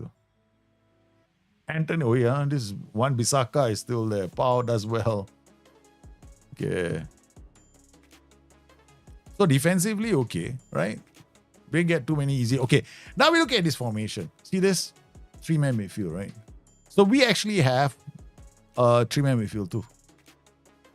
If we were playing just DM, Volante, and defender, our 2-man midfield overpowered by these 3. But now in the build-out phase, we actually have an extra player. And if this guy drops deep, okay, Ken.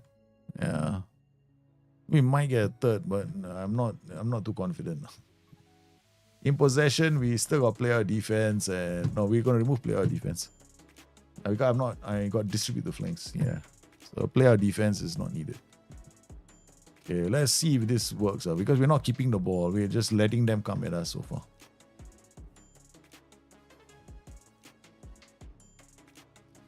Once again, guys, we're gonna do this a few days for the next couple of days, and then we're gonna slowly go through the roles. So today we've done Trequartista. Now we're doing the target forward. Now look at the target forward's movement. Okay, sorry. Okay, that's the RB. So this is the other one beside Martinez. So once again, this is Ollie Watkins. Okay. Number 11 is Ollie Watkins. So you see, target forward support still gets in the area. When the ball is on the flanks, right, your target forward on support will get into the box. Very important to understand. Remember that. Ball in the middle, target forward on support, not necessarily up in the flanks. Up in the box, rather. He might be dropping deep as well. Our tactic is a bit psychotic. We don't have anyone defending set pieces. Not because it's a meta or whatever. It's just because I just thought we make it a bit more crazier. Makes it more fun. See, okay. Pressing forward. This is one of the reasons why I actually like the pressing forward here. In this setup, I like the pressing forward because we want to build out play. We don't want the tactic to be a focal point. That means if I use an advanced forward, ball would have probably been going into this channel already. And he was going to attack it. But because we're using a pressing forward, okay, I'm going to give it to somebody else.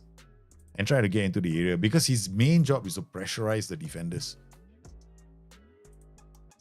So we got target forward on support with but this is a tactic where we are going to try and pass our way through goal because we got work ball into box and low crosses, which means you know what I'm trying. Yeah, we're not going to try and there's no direct football so far. If I wanted to do direct attacks, right, I wouldn't be using a target forward pressing forward combination. If I want to do like attack which is like back to front really quickly, it'll be a target forward advanced forward combination. We'll do both. Because you're going to use the target forward, and I want you guys to see the differences you get with different roles. Now, this is one of the reasons why I don't play target forward on support. Because if I wanted to create a really punchy attacking tactic, right? If I play a target forward on support, that I'm taking my pressing forward now has to contend with 2 defenders. And he's not really marking them. He's just having to do a lot of work. And plus now one of our players is already a bit under the weather, is he? Yeah, Diaby. Yeah, he's got a knock already.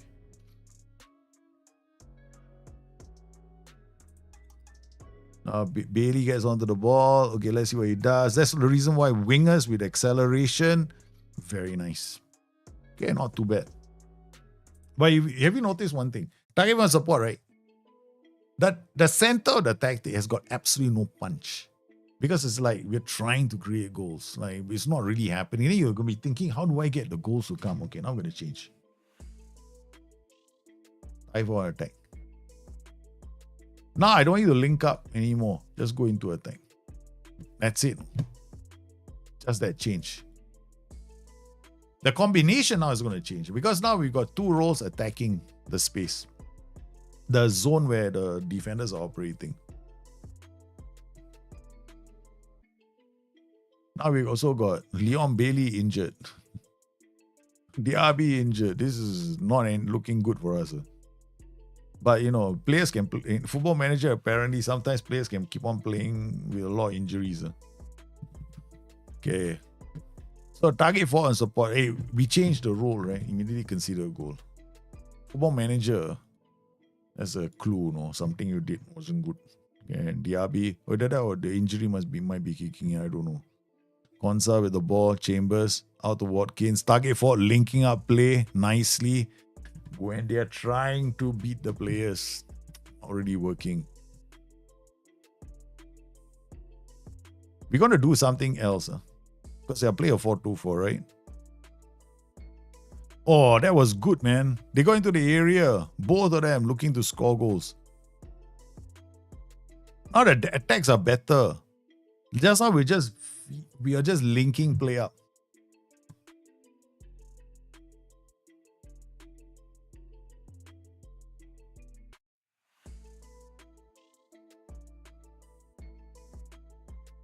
All right, I actually like this. Okay, so we go key highlights.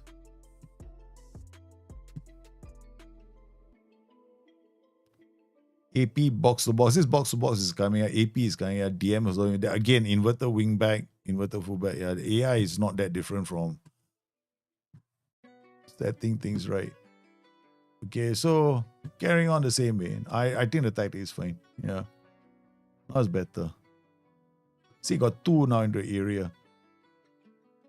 Two in the area. This is the reason why I play target forwards with advanced forwards. Because there is no like, I want to link play up. So from the back, right? From here is where I'm looking at my tactic.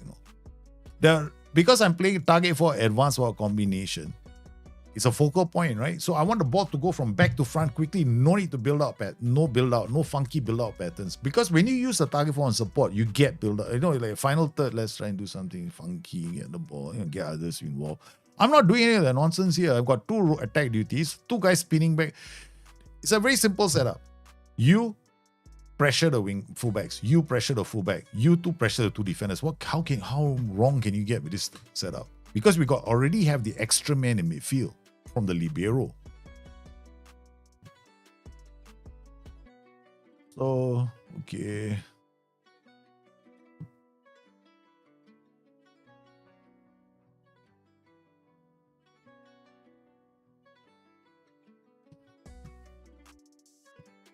All right, let's make a substitution.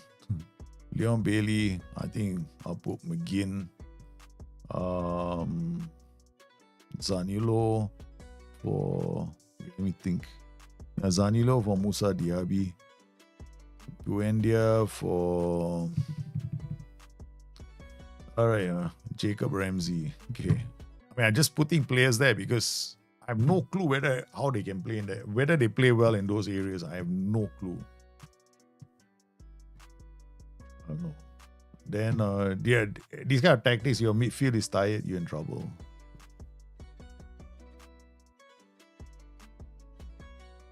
Okay.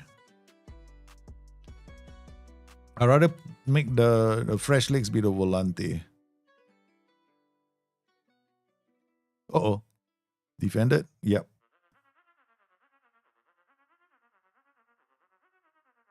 So because you use the target for, you see now again, see so how the tactic is being set up. Winger is here, two guys are here, and then we got one more here. So all we need is a pass. And because we're using support duties with focus play, right? Not so bad. Now what we can do is this. Who's the more creative one? McGinn, right? Okay. Now I've got this too. These guys being more creative, right? So inside for attack. I got a triple pivot attacking this side. I'm looking for a goal. Because now because when you do focus play on one side, you do an overload. Bring more players there. So you can attack the other side of the pitch. But four fullbacks work in a 4-2-4 as well. Oh no, the goalkeeper screwed up. Just before I could make my change. Yeah, four fullbacks work. I use a fullback. Then you play roaming playmakers in the center.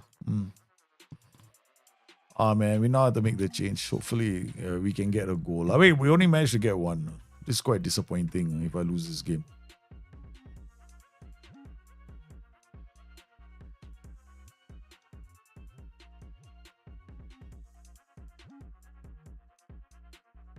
I know. He doesn't play right wing.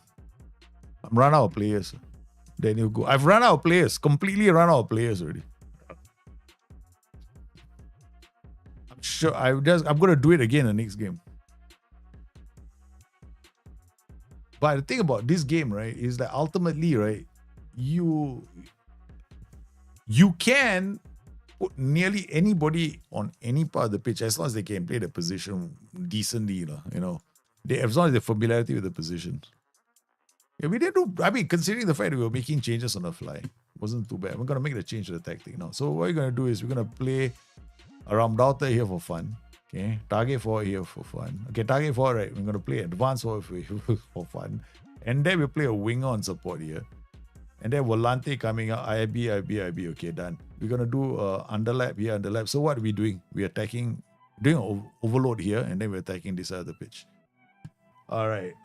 In fact, we can actually make it more interesting. We go to Volante this way, and then we put a deep line playmaker on support here. We change this guy to a ball-playing defender. We change this guy into a libero. So libero actually coming up here with a holding player here. This guy's coming up here. This guy will most likely is going to drop most of the time. They got target forward. So we gotta switch. This is the overload, and this is where we're gonna go. Target forward because it's linking up play. He can link it. He can link, drop, release this guy. So target forwards are just link players, right? But you want to put other players attacking that channel as well. Yeah. So we get other players to come off the target forward. Just now we got target forward and a Ramdaughter on one side and an advanced one on the other side. So we're gonna have quick transitions. No low crosses, no ball into box. For now, the tempo is not going to be slow, it's going to be quite high.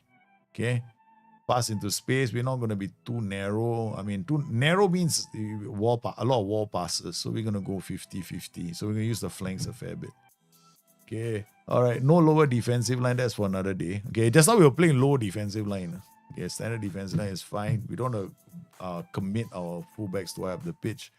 Let's quick pick. There's a game today. Who do we have? We got Buendia, McGinn, Watkins, Diaby. Anybody injured? Okay, fine. Let's go. What are we playing? I don't know who we're playing, but we'll find out soon enough. So target forwards. The other time we made a target one tactic with 4. You see, as long as you remember this, target forward support drops a lot, links up play. Okay, unless you want to do a tactic which is patient in 4-3-3. In a 4-3-3, you can use a target forward support because you got a very packed midfield. So you can create a kind of like a tactic where you're gonna flood the defense. But the problem with that setup is low XGs. You're not gonna get like matches with 3-4 XG. You want 3-4 XG, you do what I'm doing. So basically, you create overloads with focus play, and you're attacking teams a bit more aggressively. You want to create high XG chances. I'm hoping this creates high XG chances. I'm going to do Douglas Luiz here. Kamara, Douglas Luiz just shoots from distance, right? Pass, okay, and this guy. 10, okay. I don't know what happened there. Like bloody, oh no, not again. Okay, Diaby. So here is our advanced forward. Okay, now I got my 3-man midfield. So we do a focus play to the left. So you can see if your players do not have the ability to do that, right? You're going to lose the ball. Okay.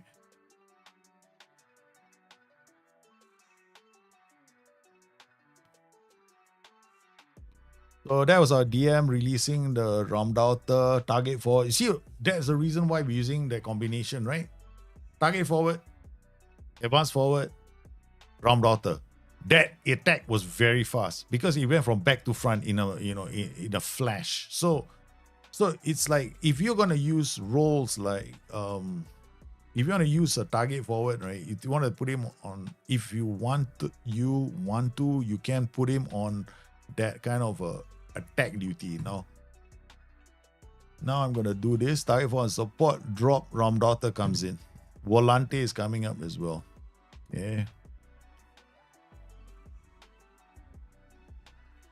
Now in this setup, there might be more purchase for the two. Thoughts on Thomas Frank replacing NG Postecoglou? Don't know, man. I think we're gonna lose the excitement. At least with NG Postecoglou, we had a lot of excitement. I like this tactic. Target forward, drops, winger on attack, inverted winger this way, wing back going around. Their right flank is actually very attacking.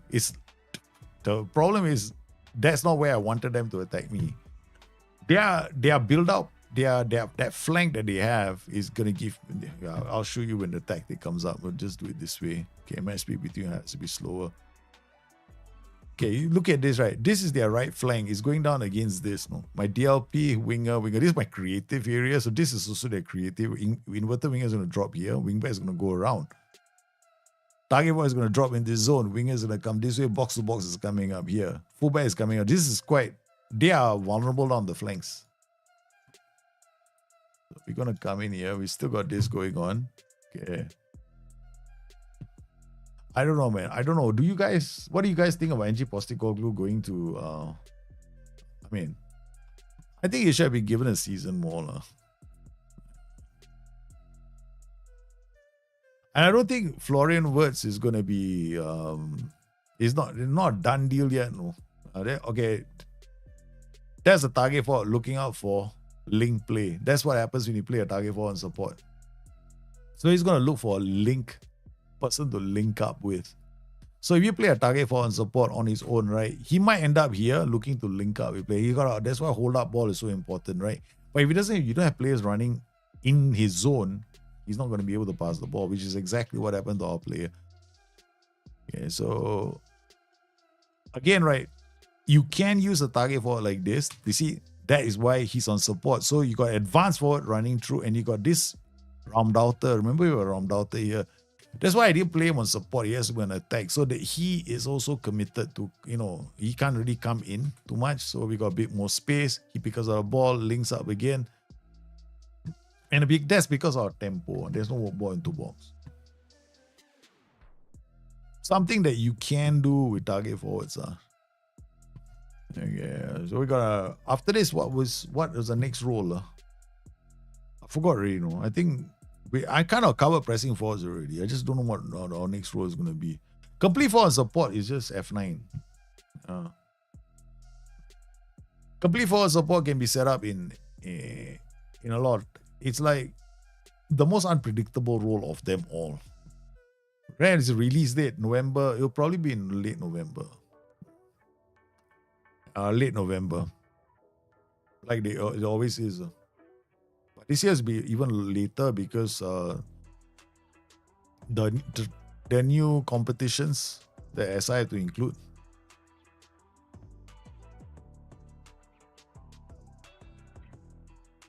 So you see, going to the area, target force in the area, okay, it's not so bad, right? Ludero is attacking the space. They got that 3-man midfield again. If I was to play against a 4-3-3, like this, right, I would definitely be playing a 4-2-3-1. I'll play a 4-2-3-1 because I will overpower their... Because they have 3, right, in the midfield. I'm only equaling their midfield with 3. If I were to play a 4-2-3-1, like this, right? So I play this guy here. I play this guy as a shadow striker, right? Target forward or attack. And I play this guy as a shadow striker now. Okay. Now, I equal their midfield. We're going to support. right? Maybe I'll just keep him as a round outer for fun. Okay, so we give him a target forward. I'll just leave these two alone. Target forwards on attacking support. Underlap, DLP, I guess it can work. So now we got a different setup, right? So 4-2-3-1. Instead of they have a put him here. Okay. Because I wanna they have 3-man midfield. I wanna have a 4-man midfield. This gives me a 4-man midfield. So 1, 2, 3, and this libero coming up is my 4th. So I got 4 now versus their 3.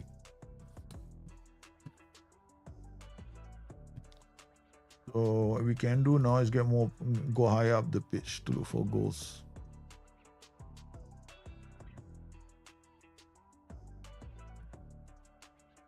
We won't distribute anymore. Draw them into the press, play our defense. Okay, done. That thing shouldn't have been there. I shouldn't have been doing play out defense with distribute to flanks just now. That was my mistake. I didn't even realize I did one. Yeah, it's gonna be quite late. I don't usually Football Manager comes out in November. And now it's only June, right? So none of us have any indication. SI hasn't done any publicity.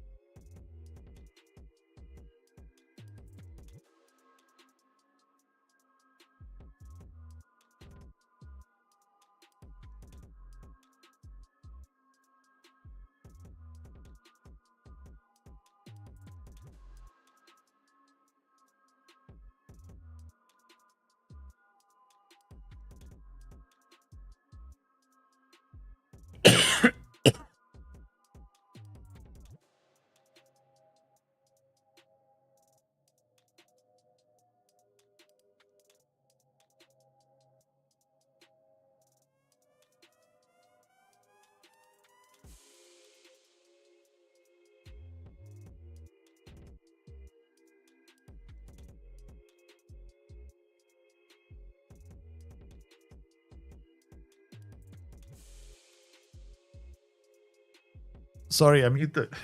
So in Football Manager, all you need to know is where do these roles go, right? Because if you understand where these roles go, you can set up tactics.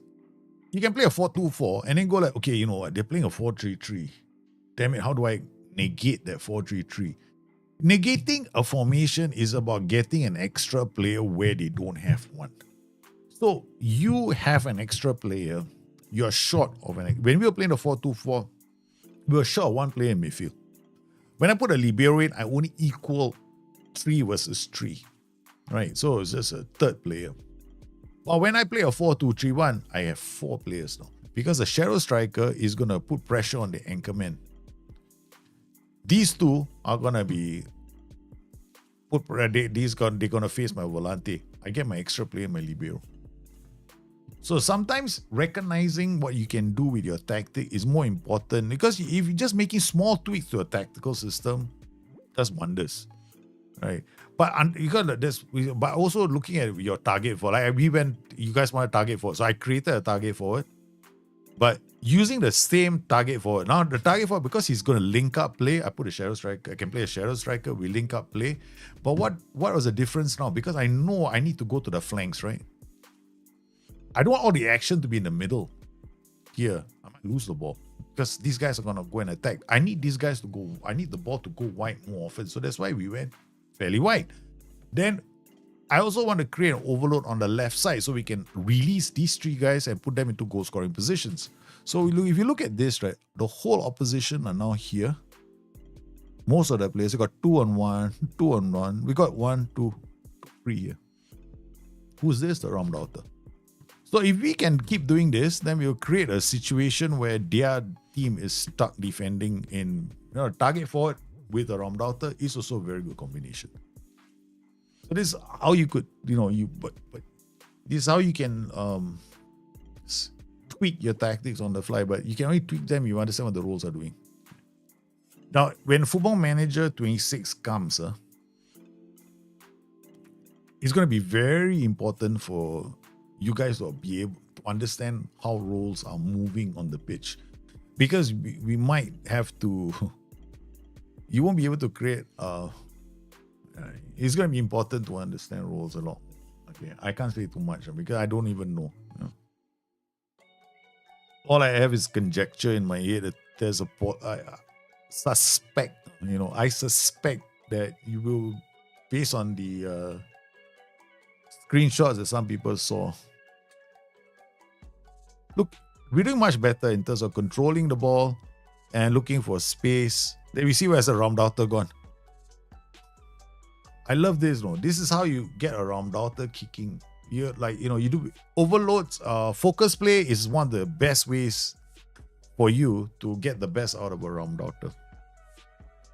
So even if you are to do a 4-2-4 and you want to get the best out of a tall forward, maybe you want to create chances on one side of the pitch and then your tall forward is on the other side with a winger. That's how you do it. So we have this we've set up. So far okay, but we also work I push my backline high up the pitch to support the attacks. Now, round outers don't pin anybody. Round outers are too far away from the defender to pin anyone down. Round outers don't pin anyone. They only at most pin one guy. Drag one fella out. But no. Round outers, you don't use a round outer to do that. Okay, so we managed to avoid defeat, which is good, considering the amount of changes we were making. So this was a very good example of a situation where you might look at a role and go like, you know what, we have to make changes to our tactical system because of what's happening on the pitch, right? So that's what we did. So today, wow, this is like one of those interesting streams where, hey, you know what, we're doing only a few, we got one role and now we've done a second role. Let's go and do more. Okay, so far, okay, not bad. I like what I see. So we done target forward. Now, how else can I set a target forward? Okay, this is another way to set him up. So let's do a three-man setup, right? Okay, so if I were to do it like this and put a target forward here, I'll still play target forward attack. No point on. I don't want to do support. Okay. Now we get the rest to come in. So now I get this guy coming in behind the target forward. We got winger. Now, in fact, what we'll do is we do a flood. Round outer, target forward. Oh, wait, no. This guy should be... let's play him as an inverted winger on support, which is very rare. I never play inverted wingers. Okay, so here we have... we put CM on attack here. Then we'll get a...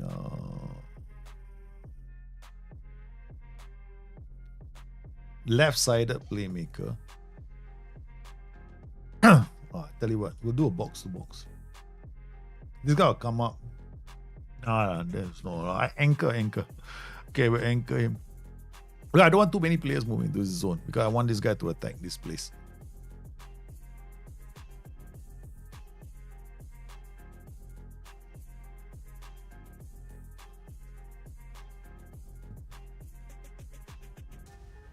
Okay. See, I'm attacking this way, round outer going this way. Focus being on the left, underlap on the left. Widest play holding up the ball, looking for inside runs. Inverted fullback, libero coming up this way. Anchorman, we'll go roaming playmaker. No. Anchorman. Okay, libero coming up, anchorman, this guy. So literally, I have a step ladder in the center. Libero, inverted fullback. Okay, all right, that's it. We need the backline to support. Okay, so now we got a target forward or attack, holding up the ball from router, attacking the area. We can just do target forward support. He'll drop deep. Complete forward works here. We can use a complete forward in this setup. You can use a complete forward, target forward, pressing forward, support, F9. F9 will drop very deep. Target forward, link up play. So interchangeable roles here. If you can use a target forward, you can use a F9 or Trequartista. Or pressing forward support. Yeah, all these roles are interchangeable. You find whatever. Okay, the only thing is, if you wanted something that's simple, target forward support. Ball goes from back to front really quickly. You want something very complicated because your team is so talented. You feel like you are the second coming of Luis Enrique. False 9. Because this guy is impossible to mark. But then the defense is, you're going to have problems. If you cannot keep the ball and you cannot score goals and you don't have players of that caliber. Otherwise, I would avoid it. He was an underdog and I don't have those players. I play target forward support. Deep line forward support, you need a good player because this guy is going to hold up and look out for through balls. He's going to try and create goals. So if you got a player that cannot create, it's target forward. You got a player that can create, you'll be more confident deep line forward. If you don't have such a good team, you might want to pressing forward and support or pressing forward and support. This one is just going to hold up the ball and link up. But he'll put pressure on the defenders, right? Target forward will not put pressure on defenders. Pressing forwards will put pressure on defenders. So this role is actually very good in this kind of a setup. So here, this is one of the better roles. Here, because he is going to be putting pressure on defenders, so they can't really... he's one player that's going to just hound defenders. But if you just want the ball to go from back to front really quickly, it's target forward. But then you need a really good target forward to do that because you're going to have to hold on to the ball. Right? So here, if I use pressing forward, it will probably be a much better idea. Right? Okay, so now we do pressing forward. Pressing forwards, right? They are like good in a 4-4-2. You can use two pressing forwards in a 4-4-2. You can have a defensive 4-4-2. You can go from playing, like, for example, I like using pressing forwards. I occasionally change roles to pressing forwards if I'm holding down a lead if I'm using my 4-4-2 DM tactic, right? Or my 4-4-2 tactic, right? I have a 4-4-2 tactic that has got advanced forward and target forward attack. And then in a game, right, I'll go, I scored 2 goals. I'll go pressing forward, defend, pressing forward, defend. I will change roles because I want them to do different things in the game. If I wanted to use, I just want to focus on scoring goals, advanced forward, target forward. The moment I score 2 goals and I want to defend, then I just go hold shape, press forward, defend, pressing forward, defend. That's it. I keep the ball away from the opposition. So there are ways, there are different, that don't get, I'm not one of those players that believes in you have to use the tactic. But why has my tactic failed? Actually, I don't believe in tactics failing. I mean, tactics only come up against other tactical systems that might give you a problem occasionally. Like sometimes you might end up playing a system. Now we're playing a 4-4-2, right? Okay. In this 4-4-2, I have a one-man advantage. I got like extra men. I got 4 players in midfield potentially against their 2. So I just have to keep the ball moving. Right? If I don't keep the ball moving, I'm in trouble. So I look at ball possession. I look at whether I can build out play. If I'm, I look at whenever I have the ball, where do I lose the ball? So that's the areas I'm going to address immediately when I'm making any kind of a tactic. 4-3-3s. I got these 2 guys very defensive. Inverted fullbacks, right? So by looking at the game right now, see the setup, 3. I mean, that's my pressing forward. DRB. Pick the ball up, ran the defense. So nothing off about that. We're waiting for the highlight, which will take us to build out phase. So now we're going to go up. Now it's a reset. Reset is another time when you can see a build out phase. So this is where our libero is. Our inverted fullback is here. Ball playing defender is here. And I think my anchor is somewhere here. Yeah, I put an anchor here. All right, so anchor, the anchor is not going to be too far away from this guy. So the anchor is not going to be too far away from my defense. Now, as the game progresses, we're gonna try changing a few of these roles. I want to push my entire team up in attack. The anchor will change from anchor to another role because now the anchor is too close to the defenders. So I need him to be further up supporting midfield. So what do? I change him from anchor to first DM on support. Then I need him high up the pitch, even higher, roaming playmaker, the ultimate role. Yeah, because that is the guy who's going to be all over the pitch. And he will support you. As long as you can keep the ball, no issue. So right now, defensively, we don't have a problem, right? They haven't really threatened us. They haven't created anything meaningful. All I have to wait for is a highlight showing, oh, there. That's the first thing I noticed, no? That really long pass from Pau Torres, right? He's a ball-playing defender on the left side playing a long pass. Now the libero is here pushing up this side, okay? I might want to play the libero on this side of the pitch now. Okay, because the player that's playing all the risky passes is the ball-playing defender, but we got the overloads happening quite nicely. Okay, let's try something. Okay, so we got Anchorman. Okay, Anchorman, sorry, you have to move forward. Okay, now I take this guy, I play him as a libero on support, and I play you as a ball-playing defender. So this guy is not coming up here, but he's going to come against his static DLP. That's one of the reasons why I was changing my tactic. I don't know if this is smart or stupid, but then I've done both in one game, so we'll see the mistake as it happens and address it if it does. Yeah, because we should be able to handle this. Okay. All right, good. Douglas Luis, that's actually this guy, the CM on attack. As he charges forward, we can see the Raumdauter is here. This is what I'm looking for. This was my back line, right? Okay, so as my back line, see these two guys are so close together. There's a problem with the 4-3-3. See, if I had the same problem here. So now this guy is a problem for me. He's not high up the pitch, right? CM on attack. I bring this, make him into an anchor now. Okay, so now he has to go attack. I got no choice. So either that or we turn him into like a advanced playmaker on support. Or I play him on attack. Let's see. This is ridiculous. No? I've never done this. I haven't done something like this in a long time, which is quite crazy. This is a libero on support, anchorman. 3-man defense. Okay, all right, he's going to push out the pitch. We got AP on a coming through them. You see, there's a reason why you change it. Because I'm looking at these two roles and going, not good enough. Because there's not enough support in the attack. Because I want to create overload on that side of the pitch, right? So, now the CM on attack is attacking the area. All right, now he's an AP on attack. Now we got power. There we go. Now it's a smoother transition from back to front. And the defense is Anchorman, okay, but Jamie, we are taking risks, but we defended that quite well.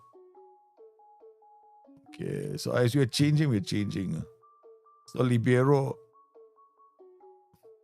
CM on attack, AP on attack, inverted winger. But we want to get the build out on this side of the pitch so that these two can go and score goals. Again, Diaby. The inverted fullback is quite high up the pitch. There's too many players. I've got 3 versus 2. Not ideal. So we have to make one change. Yeah, that's a 3 versus 2. We have to make a change. Let me think. Yeah, go back to changing this role. This is the problem role right now. So he's got to go box to box. We'll leave him in command. CM on attack. Okay.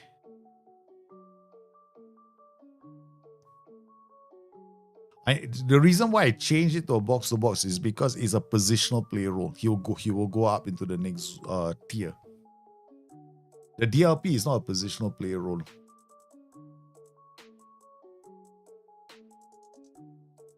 So when I make changes, it's based on that. Have you used the modified match engine that was created? Like there's no modified match engine. It's just a global edit. It just changes some of the global parameters. That's all. That does not. Did not change the match engine in any way whatsoever. Yeah. I confirmed that with SI already. But SI is not making any public comments at the moment because it's so busy at the moment. So I don't expect the SI to answer that as well.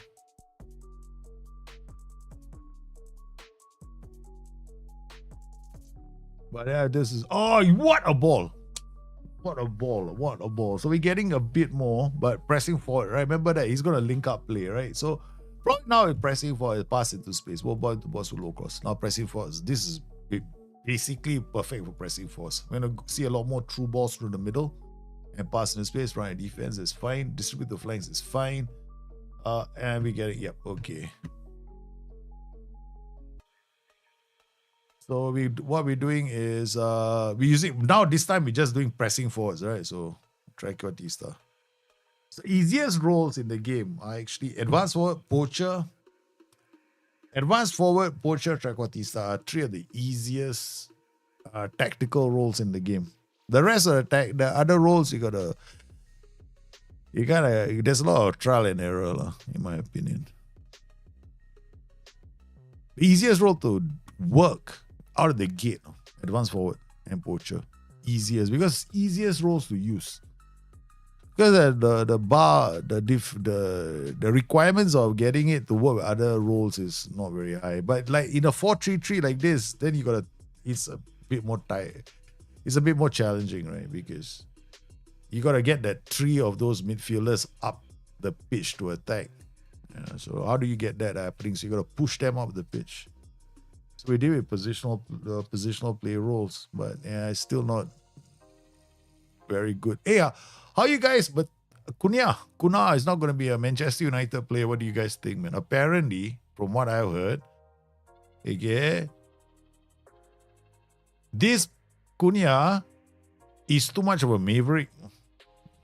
I mean, he's great. There's no denying he's a great goal scorer, but he's not one to pay attention to tactics. Anything complicated, he just wants to go out there and do his thing. A lot of coaches, managers with coach team or coaches with coach team, right, have said that about him. Cunha, when he goes to Manchester United, could be a challenge for Ruben Amorim. They paid 65 million for him. Quite a lot of money for him.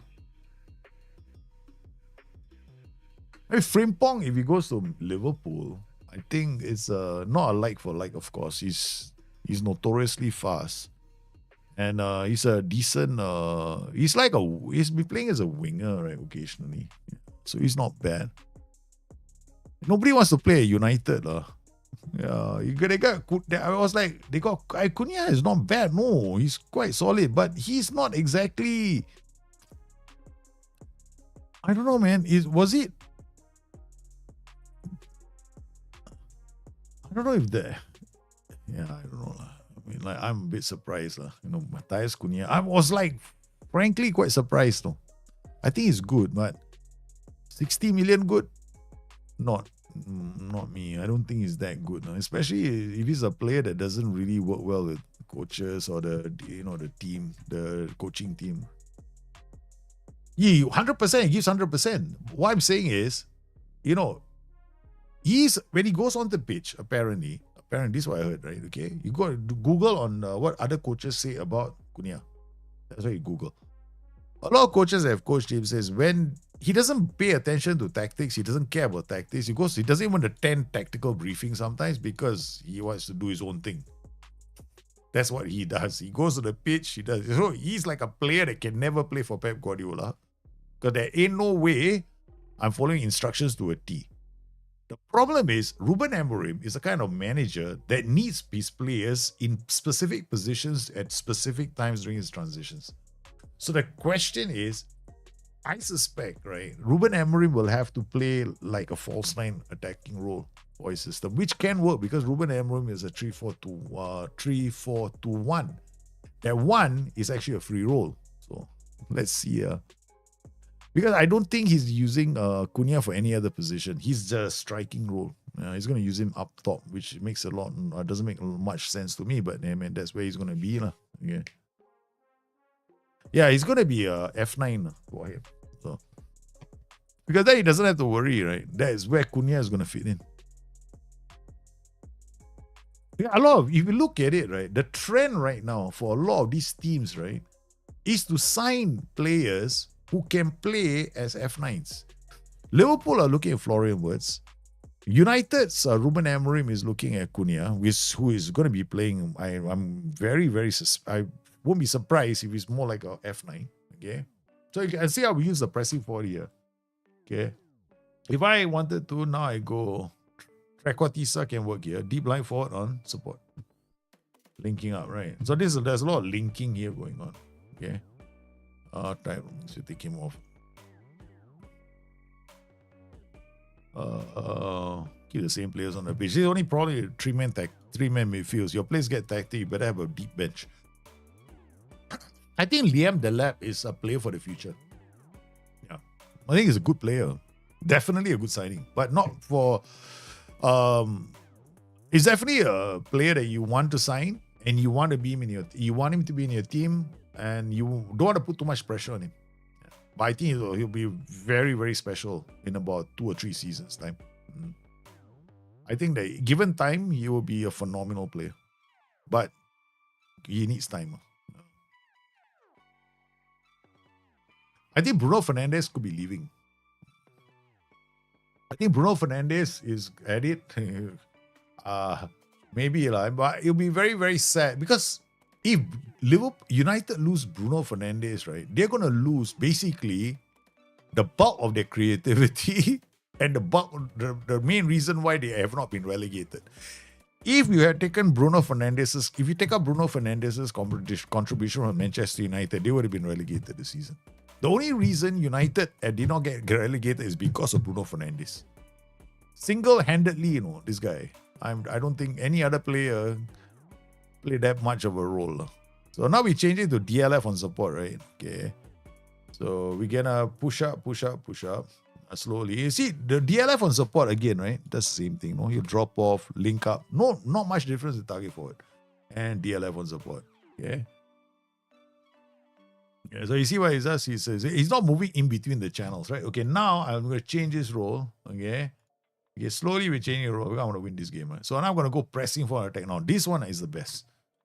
You go left, you go right. He goes in. This guy can move into channels. Okay, what are channels on Football Manager? There's 5 channels, right? So you can move between the channels.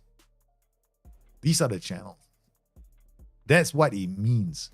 Because if it was vertical movement between the thirds, this is the attacking third. This is the middle third. This is the defensive third. The channel is this the left channel. This is the half channel. This is the center channel. This is the half channel. This is the right channel. There are 5 channels. So when he's moving between channels, he's moving left and right. Okay, so that's all you remember. So when you have a role that says he's moving into channels, it does not mean that he's going to be, I'm going to come all the way down and go all the way up and go all the way here, go all the way there. That is roam from position. Okay. Move into channels means I will go into the left channel, right? I'll go into the half channel. That's what it means.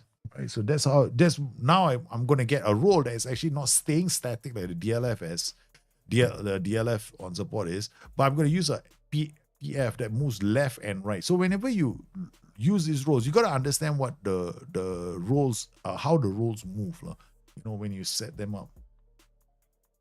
Gasperini and Roma will be fun. Need to build a squad.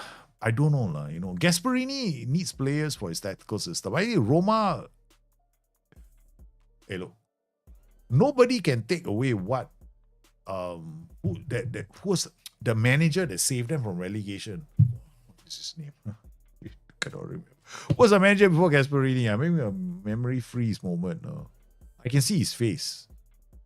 His ties to Leicester City. I cannot remember his name suddenly. That manager saved them from almost going. I like to make 20 plus changes to get the tactical familiarity in this game because I'm not letting players get familiar. Tactical familiarity only, not really. Don't worry about it. As long as they know their position, it should be enough. Tactical familiarity is not that important. Claudio Ranieri, correct. That's the manager. Don't worry about tactical familiarity. Have you come on my streams, right? You should. Look, dude, I am changed tactics so many times, rolled so many times, right? Forza attract moms around. Yeah, they roam around. The only roles that go up and down, left and right. Yeah, the other roles we see move into channels is ping, ping, ping. Any role that roams from position is down left and right. Okay? Any role that move into channels, left, right. That's it. No up and down. That's it. That's all you got to remember. So that's how you decide on how you want your roles to move. Okay, so that's because if you want like in this case, right? If you have like a CM on attack, CM coming in attacking, there's guys attacking from the center, right? So when you use a pressing forward, he will go left and right, thereby giving space for the PF, the CM or to attack. This is one of the reasons why I'm not gonna be shy about it. I know 4-3-3s, you want to make them work really well.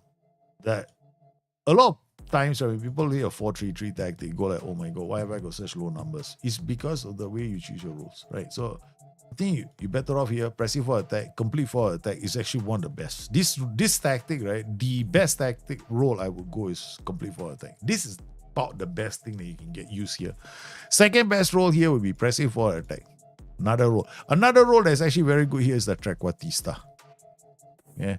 These are all roles that actually work very well. Advanced forward is your tactics here. You better have wingers on attack. You want to play advanced forward, then you set up a tactic like this. Winger on one side, then winger on support, something like that.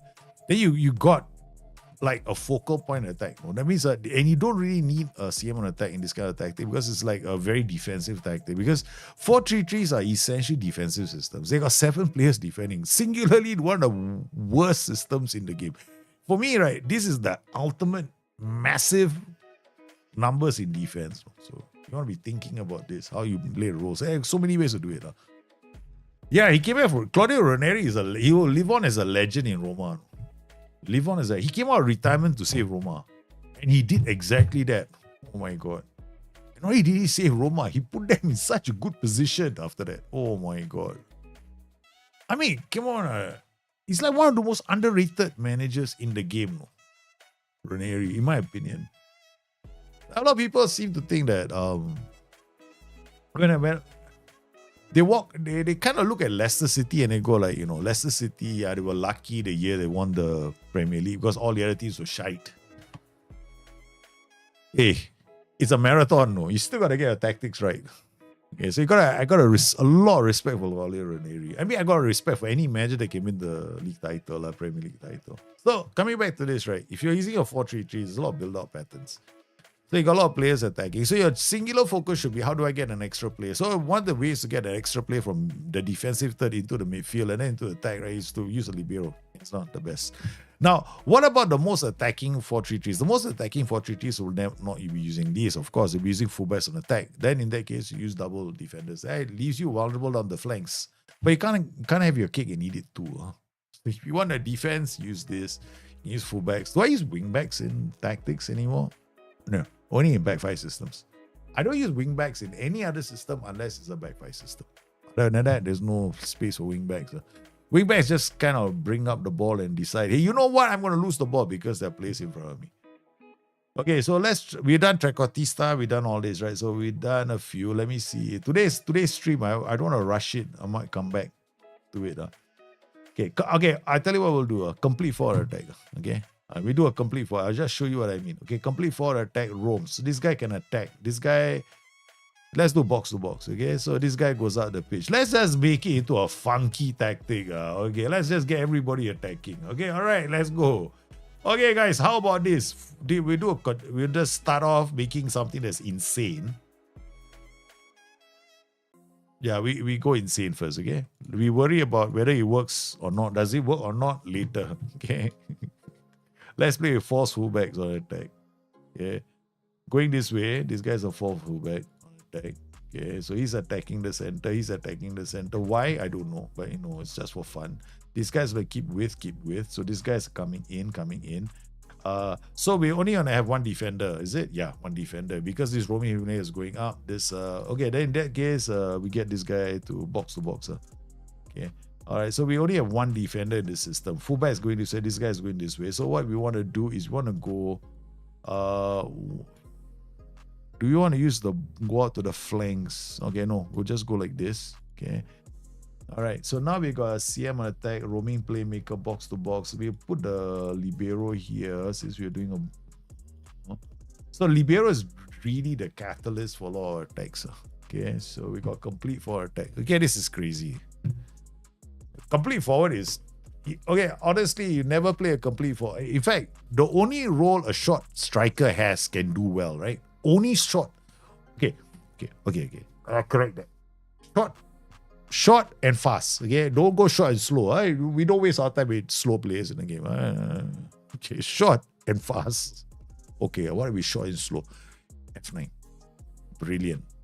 You got to be F9, okay? Because if you have short, right, you want F9. Or short and fast can score goal, advance forward. But this is a problem with that choice. When you play advance forward with a short player, you are just stuck on one kind of tactical system called a mid block. Because you got to draw teams in and hit pass into space. There ain't no ball into box and no low crosses in your tactic. Low crosses not going to help you. You got a short guy. What's the point, right? So your game is going to be direct, high tempo, and you're using an advanced forward most of the time. Yeah. So that's why advanced forwards are very good for short strikers. Complete forward is absolutely the worst role to give to a short striker. Okay, so now we got this. So you can see, right, we're attacking with our fullbacks coming in. Look at that. See where our fullbacks are? This is my only defender.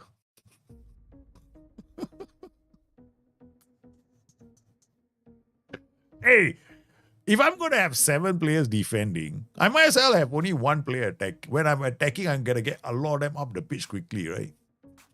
So we got all the players out the pitch. Now we lose the ball, so counter press is important in attack because every time we have these kind of attack setups, right, you better have counter press. Diamoness, how are you, man? What's your opinion about using long shots as team philosophy? I'm planning to use it 4-2-3-1 where AM and Volante will take advantage of space in the middle, and I'm not sure that the match engine allows it to use it as designed. I'm not sure that match engine allows to use it as designed. I mean, roles the way it's you can use long shots as a team philosophy. You're very much going to the Frank Lampard school, right? So Frank Lampard did the same thing with his tactics, which is no work ball into box. Everything is long shots, right? So you can actually do a whole shape, no counter. So what I would do is your tactics, your team instruction will be whole shape instead of counter. So you move the team around, but you have shoot onside. Can be done. So if you think about complete forward is one like the DM role. He plays to the attributes. So whatever attributes you have, he'll play to those attributes. So that's it. Just have to remember that. You get what you get the player for the attributes. Yeah. Because he's gonna have to hold up the ball. Because he's got hold up ball.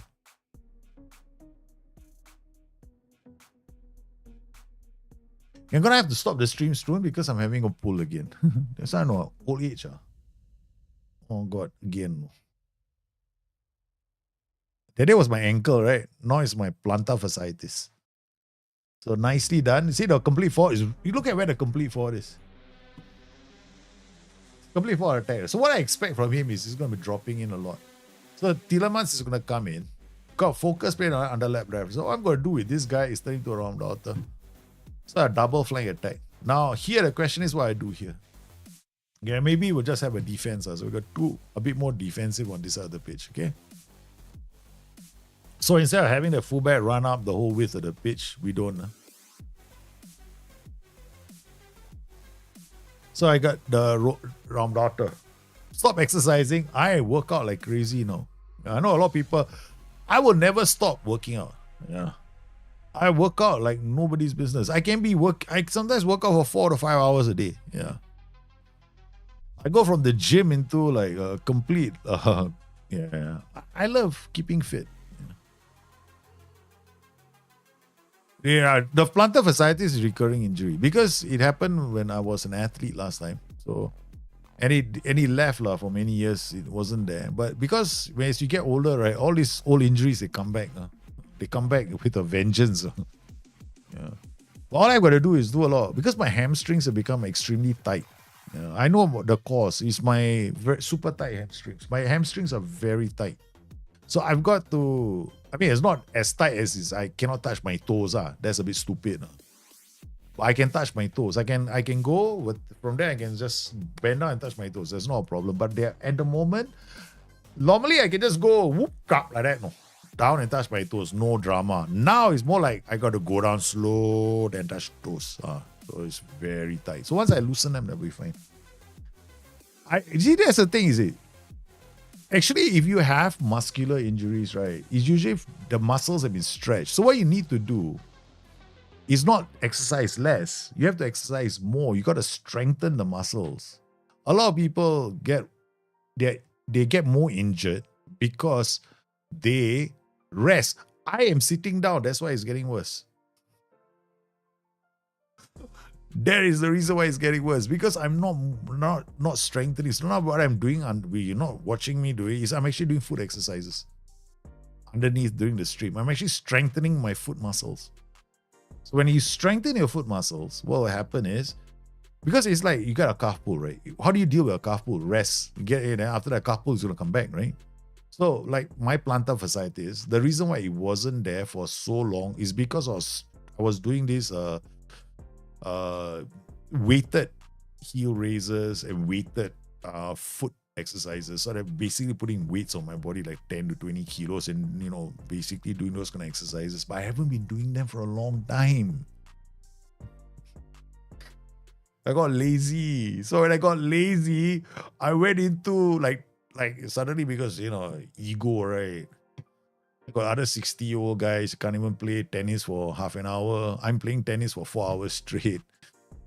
So my ego, no warm up, no warm down. I go there, I hit the ball a couple of times. Okay, let's play.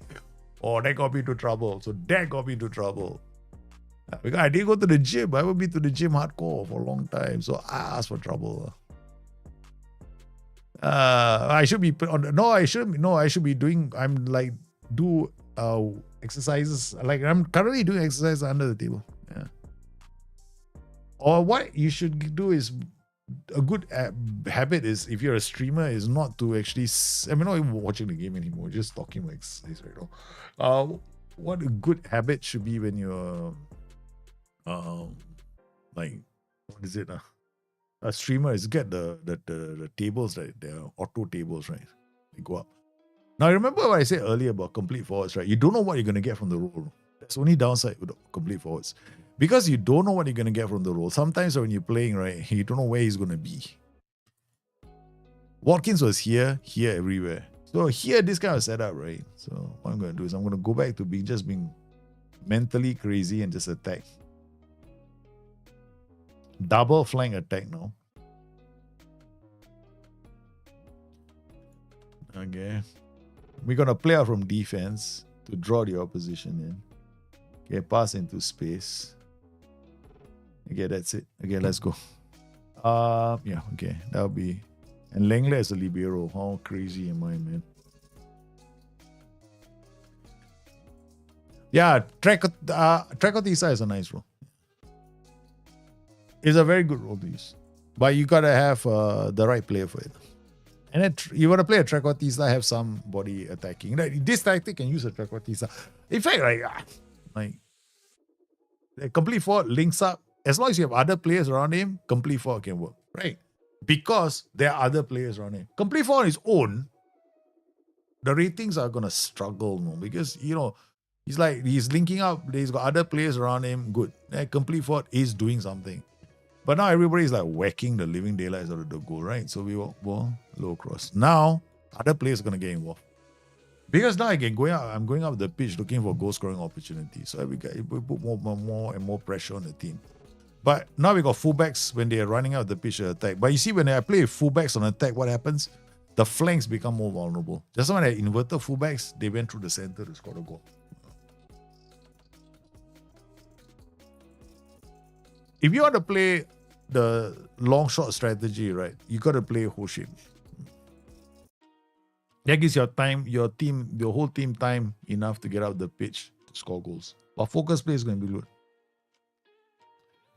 Mid block is already mid block is a very successful strategy, Yeah. If you have the right players, your mid blocks all are going to be brilliant. Like if say if I wanted to, I just come in here and then go boom, boom, boom. Let's go. Okay, so pass into space. We just drop this block. Step up more, squeeze them, invite the cross to tuck inside, and then go attacking. And then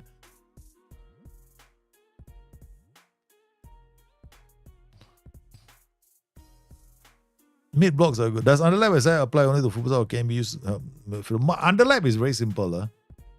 Widest player holds out the ball looking for inside runs. So look at your tactic. Do you have like any roles that can become widest players? It's not just wingbacks and fullbacks, no. Yeah, it's any other role that could be the widest player. Like you play a 4-2-4 with inverted fullbacks on defense. Who's your widest player that's gonna have the ball? The wingers. So remember and then here, who's the widest player here? The complete forward. He's gonna look up, looking for an underlapping run. Anybody that's is coming in behind him and running past him.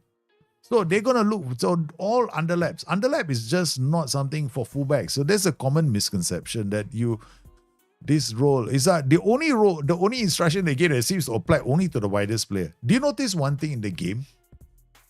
It doesn't say fullbacks, no? If you look at the instruction, right?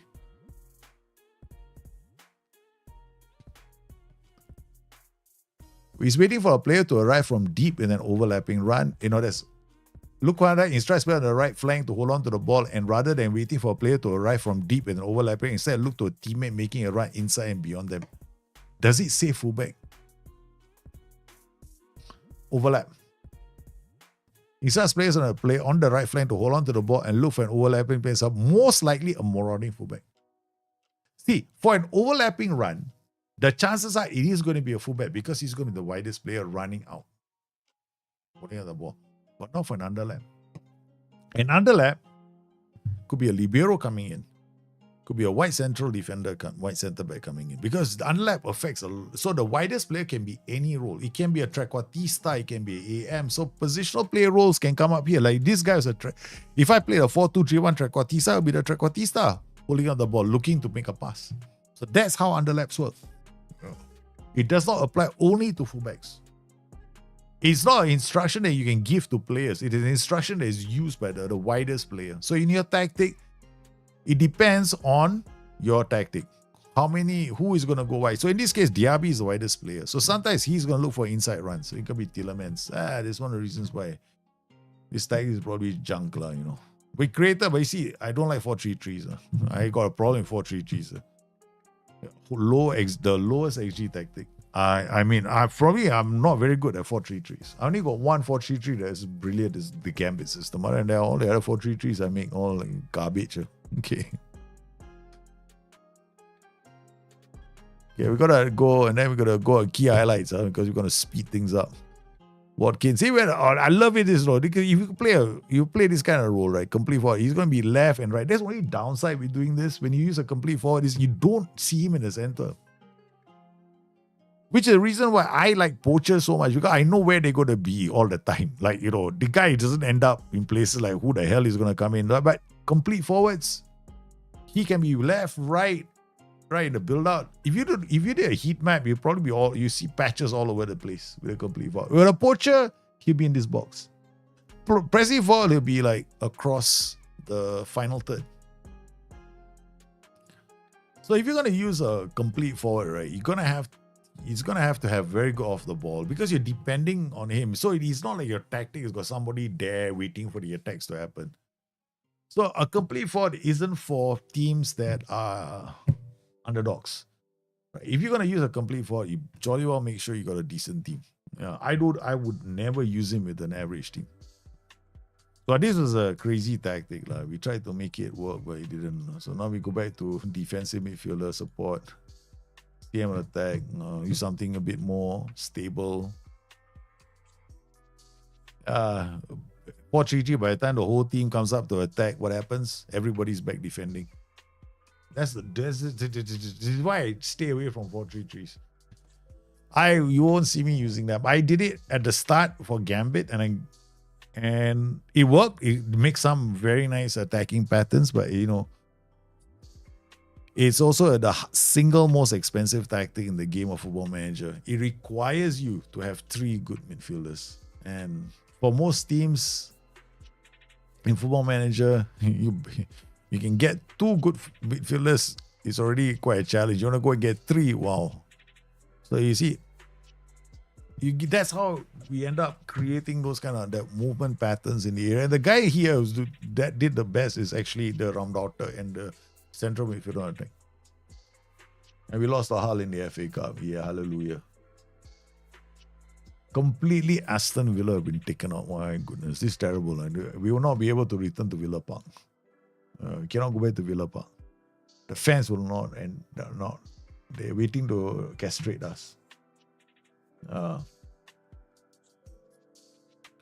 Okay, man. We'll save the game at that point. I think we covered a few roles, right? We covered a few of the attacking roles. I think what we're going to do... Tomorrow I'm not streaming. I'm going to be drunk. Because I'm going to be drunk tomorrow. I'm going to be so drunk. So, yeah. I'm not even driving my car tomorrow. So apparently I've been invited to someone's place, and she said, be prepared to drink. So yeah, okay. So me and my friends were going over, and word has it that we're going to be playing tennis after that, drunk.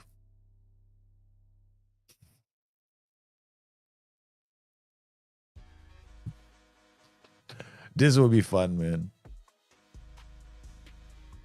No, I make good 4-3-3s. I know 4-3-3s are challenging, but I've got for Gambit is the best 4-3-3. I made a lot of 4-3-3s, but I think in Football Manager 24 rather, 4-3-3 is more challenging. You got to commit more players into that, and you have to have the team. That's the thing about 4-3-3s. The other tactics are the 4-2-3-1, the 4-4-2, the 4-2-4. Easiest tactics in the game. Why? Because you only need 2 midfielders. The moment I play a 4-3-3, straight away my brain goes, oh my God, I need 5 midfielders. If I don't have 5 midfielders, I can't play the tactical system. That's it. That's so deep. So it's so dependent. Yeah, tomorrow drunk tennis. Yeah. I did the last time me and my friends, we met up for drinks, right? You know what not? Drunk athletics. So what we did was we had this high jump mat, you know, the mat, right? Where you do high jump, pole walk mat. You know the pole walk mat? So you land on the mat, right? So we got a mat stadium. We were hammered total. We were totally hammered, okay? And then we ended up doing the 100-meter sprint backwards. Because we had our own mini Olympics. 100-meter backwards sprint. A high jump. What else did we do? Something like that. We were not brave enough to do a hurdles, but we just did the 100 meters, the high jump, and then after that, the high jump quickly descended into WWE. It's like wrestling after that. It's quite stupid. Yeah, it just I forgot which FM it was, but he made a great series on permutation. The 4-3-3. Yeah, that was FM 19, I think. FM 21 or so. You can make a lot of permutations 4-3-3. I did that even for FM 24. Yeah, there are so many permutations of the 4-3-3. The thing about 4-3-3 is you need a deep squad. That's all you need. You just need a deep squad, and you can make a lot of permutations with that. If you can't do that, then you're all better off doing that. Because the goal here is, right, the goal of this stream is very simple. You need to understand how the roles move, right? Once you understand how the roles move, you can do the permutations. That's it. That's all you need to do. Understand how those roles move. If you don't understand how the roles move, very hard to do any kind of permutation, man. Does CF on support work as a lone striker? I don't think it's, if you want to play a complete 4 on support as a lone striker up front, you're going to create a tactic that is not, in a 4-2-3-1, it can work. Yeah, definitely can work, right? But in a 4-3-3,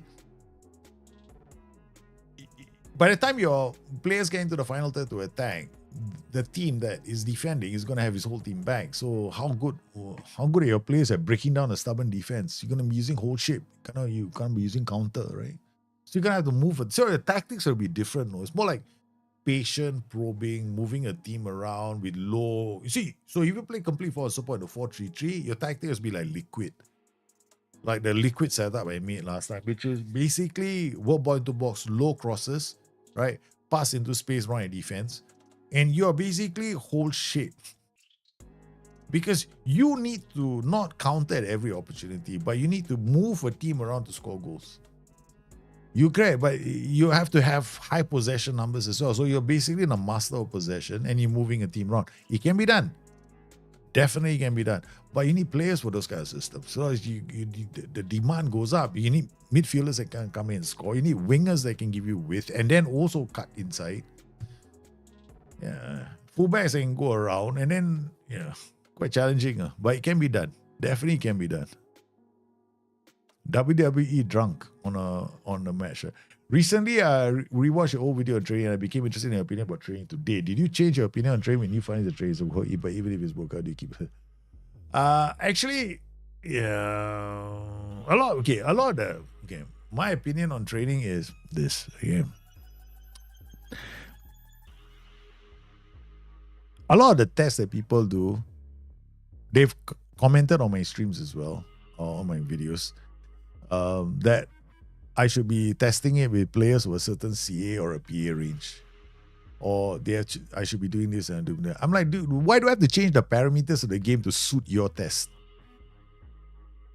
I should be playing the game the way the game is designed within the parameters of the game.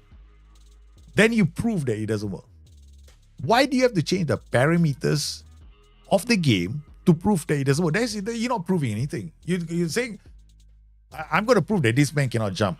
I'm going to take away his leg first. Yeah, he can't jump as high as a man with 2 legs. Duh. I'm talking about a guy with 2 legs. Why are you changing the parameters of the game? So for me, that's the issue that I have.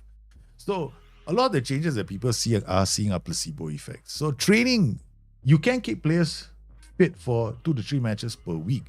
The thing is, it has been a well-known fact that the way training works in Football Manager depends on how good your preseason was. A lot of the training that these guys are, they have to change the parameters of the game to suit their test. So, you have to download a file, right? Okay. Yeah. So that's how it works. Okay. So I don't do these kind of things. I don't need to tweak my game in such a way that it makes it easier for me. So what you want to do is 2 things. First, when you're evaluating players, you got to look at things like natural fitness. First thing. Secondly, natural fitness is important. It's the one determinant in the game that determines whether a player can recover quickly between games. So if his natural fitness is really low, then that player cannot play realistically 3 games a week. Where there have been famous players like that in the world, right, who really can't play for more than a game a week, right? The game that Matt Letitia, for example, he didn't have very high natural fitness very much later in life. A lot of these players, the natural fitness might drop. So that's another thing to consider. So what do you need to do? You need to build up players' level of fitness. In the game of Football Manager, there is something about preseason. Now, preseason, even SI, when they wrote the guide, they actually did a guide for training, explained it very clearly in the guide, which is on the forums.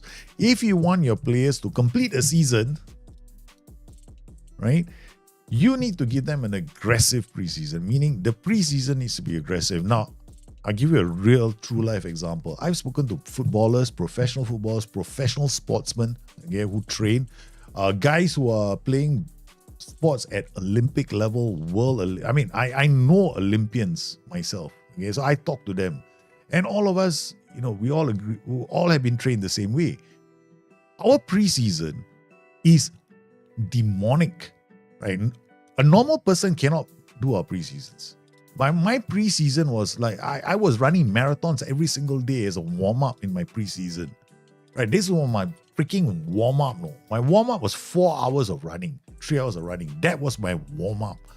Followed by 4 hours of grueling training. That was preseason. So your preseason has to be grueling for those players. Now, there will be injuries, bound to be injuries in the game, right? So have you noticed that they don't break legs? A lot of them muscular injuries in preseason. They recover after 1 or 2 days or maybe a week. Yeah, that's important. So you need to manage the training. So it is going to be, you're going to have to set up the preseason in such a way that you're pushing them in preseason. And the preseason, as I have already created bespoke preseason schedules that you can use. Heavy early, for the first 2 weeks, heavy mid for the second two. If assuming preseason 6 weeks, heavy early for the first two, heavy mid for the second two, heavy late for the last two. That's it. That's all you do. And then if you worry about training, players getting injured in training, right, or players that have been playing too many games, all you got to do is reduce their training intensity, and you can do that on an individual basis. Instead of having them on double intensity, have them on normal intensity. Those players will then be able to play more games in between. Now, if you don't do anything about training, you don't have an aggressive preseason, and you don't do rotation, you'll find injuries. The thing about this is very interesting. In FM23, a lot of people were saying it's too easy to play again pressing because players don't get injured enough. As I heard that. As I did hear that. Now people are complaining they have too many injuries in the game. Or their players aren't developing well enough. Yeah, they're not going to develop because they're playing so aggressively. You're playing them every week. They have nothing left for training. So you got to be able to rotate your team as well. And you got to be able to understand what they can and what they can't do. So what some people do in the game Football Manager is they have no sessions for training. Of course, you're not going to get injuries if you have no sessions. Yeah, if you're just doing 2 match practices a week, well, you got one chance if you got for getting injured. So yeah. So if I were you, I'd just you can keep players fresh to play 2 to 3 matches per week. Reduce the intensity with training, and rotate your players, and then adjust the intensity of individual players who are susceptible to injury because they have low natural fitness. Yeah, that's what you do. Yeah, you can have the best training schedules in the world, and players. Okay, the thing about this is in the game Football Manager, people have this notion, right, that all players must develop in a linear path. That all players must develop. There's no such thing. There is, within the game of Football Manager, in the training module itself, there's something called progression factor. Progression factor is a random variable in the game. How do I know this? Go read the damn guide that SI helped me write. Okay, they wrote it inside there as well. Okay, so it's a lot of forums. Like, people should go read the forums. When you got doubts, go to the forums, find out for yourself. Okay, SI wrote progression factor. Even I think quite a number of us have done guides to that effect. I'm not the only guy that did a video on this. I think there are other guys who talked about it as well, especially the guys who are involved in other things with SI. So progression factor is a random variable in the game. So meaning there's so many variables that deal with training, right? So you got the player's personality, his professionalism, his determination, his ambition. Okay, all that. Then you've got his match rating, his morale. Match rating meaning if he played in a game, how do you do? So all of these things all roll together, including all your training facilities, everything else, and your coaches and everything else. Okay, all of them come together. That's just your baseline. Then there's something called progression factor. Now, as I have not told anyone what the value is, but because this is a multiplier, it can either boost or go the other way. Right? It can either go up or it can come down. As I don't tell the secret of the sauce. So there's going to be randomness in training, which is one of the reasons why if you go into Football Manager, you'll always find your best training results in the first season. Best. You try, no matter how many times you do it. You can do it yourself. Just find a save. You can even take one of my files and I have it. I think I uploaded it for you guys, right? So you find the first season gives you the best results. The second season not as good. The third season not as good. The fourth season maybe getting better. Then you say, goes up again. Then it comes down again. Why is it so? Why the hell doesn't it stay up? It's not meant to. See, as players hit their CA, so if the CA and PA gap, right, is like, for example, a player's CA is 140 and his PA is 160. You might not see fantastic attribute growth, but I can tell you one thing. I have seen quite a number of players in tests, right, go from 90 CA to 180 CA. That means their PA is 180. This guy's PA was 180, and his CA was only 90. He got from 90 to 180 within 3 seasons. Because I test for 3 seasons to see what's the fastest I can get a player to reach full potential. You can get like 2. I think Dave and Sid did it. His test, he had him. We complained to SI. I think we had both got the same results in one of our simulations. We did a simulation where we bought, and it was the same player. I remember it was the same player. Both of us got the same player, and both of us managed to get the guy to hit his full PA within, if I'm not mistaken, it's just 2 seasons. 2 seasons, youth player getting 2 seasons. So you can see that the game itself, right? Some players will hit their ceiling very fast, and some players might not hit their ceiling very fast. So there's so much individuality for some of these players. Some players are going to do well, some players are not going to do well. So if you come to me with a test where you fix the test, then it's not the game anymore. So take the test and placebo, baby. I've had superstar players that have low fitness rate. I always had a problem with them when I up to 3 games. Yeah, if they have a low fitness, they ain't gonna be issue. You have to do it in preseason to build up fitness. If their preseason is bad, then no bad. And then someone you can look at natural fitness. If the natural fitness is bad, don't waste your time. Don't ever waste your time. And then the other thing is their personality. If they're unambitious, don't waste your time. Do you think international management is worth spending time? No. Chris XXXXS. Do not go into international management with a 10-foot pole. You'll regret it. You will so regret it. And the worst is if you do international management on its own, it's even worse. It's the worst way to play the game because it's so boring. And then after that, you end up. And then I had a bug in the thing, international management, where I ended up managing the under 23 squad as well. I was like, hey, what am I doing here? Why do I have to set in the... so I ended up doing that. So I hated it. I stopped the save. Agree with you. Also, many players say that FM is so complex, experiments cannot replicate real safe environment when even speech between halftimes can change the outcome. Yeah, the thing is this, right? Daimones, I don't know about you guys, but you guys have seen me, right? Have you seen me do halftime team talks? I've actually done this test. I actually did a test and I actually sent in my save to SI, where I did everything humanly possible to screw things up, and I couldn't. I was leading by 1-0, and I told the players they were playing terribly. When leading if I'm like, I win a game, I will when the players lose a game, I praise them. I was trying to get myself fired. I was trying to get really dodgy results. Couldn't work. So I told SI, team talks are just placebo for me. Now, team talks, they have a small. It's probably team talks and the shouts, right? Is the window of the window, right? Is so small, meaning they probably come out with effect on their morale, right? During the game, you can see the happiness of the players. Right? You notice sometimes the team thought the players all seem okay, right? And after that, a few minutes later, boom, they go back to what they were before the game when they were halftime.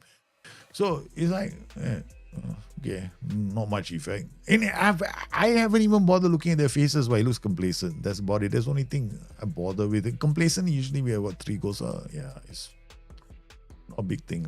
If I'm a big club, I'll let them stick. Yeah, I've had players who are fickle, become model citizen, cause the rest of the squad. Yeah.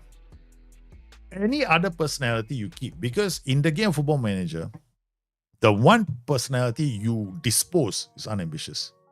The moment I don't care if he's a 5-star player, whether his first surname is Messi, you let him go. Don't worry. Because in Football Manager, right, you got osmosis also. Because if your whole squad is a fantastic personality, yeah, they will automatically osmosis if it happens. I don't mentor anymore. I hardly mentor. I just throw frozen water bottles on the pitch, correct? I don't mentor. I don't even say anything to my players anymore. I mean, I've done mentoring on streams. You see me mentor, right? How long do I actually stay with mentoring? I get bored. In fact, we did a stream where I was trying to mentor an unambitious player for 5 seasons.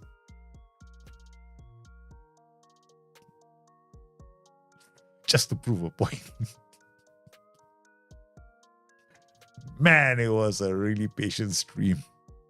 We kept coming back to the same player to check every year. Does he change? He was as unambitious as the day he signed for the club, and we still kept paying his wages. Did he develop? He might have developed a bit, but not worth keeping. So yeah, unambitious players, man, you chuck them, you're so fast. It's like you motorize that door. You have an automated system, right, in your club. The moment the personality comes, if I could do, if there's something else that would be useful for football manager is, you know what, a bot, an AI bot for you to scour your team for the right personalities and kick them out of the club, terminate all their contracts so you don't have to do it. Now the bot does it for you. Why can't they do that, man? I have a no players sign allowed. Yeah, and people, no, you don't come into my club. Yeah, it's true, right? You don't want players to come into your club, but I mean, my personality is I brook no shit. I don't accept complaints. No, you don't whine. I'm not a whiner. In fact, when I go out drinking with my friends, right, the moment I encounter an emo guy, I'm out of the door. No. I'm like one of those kind of guys, leave me to my drink, don't give me a sob story. I don't want to hear it. Your sob story, you should be coming out to drink alcohol because it's going to be even sobbier. Please, keep it away from me. That's me. Okay, I don't deal with emotions very well. Maybe it makes me one of the most EQ zero people in the world. Okay, I got no EQ when it comes to situations. I see shit, I deal with it, man. I mean, probably makes it really hard for me to keep a relationship with a woman. Yeah, I've never been lucky with girls. I mean, yeah, they all seem to enjoy the initial part of all the relationships. At the moment it reaches the part where you have to give emotional stability, that's it, man. You can't handle the shit.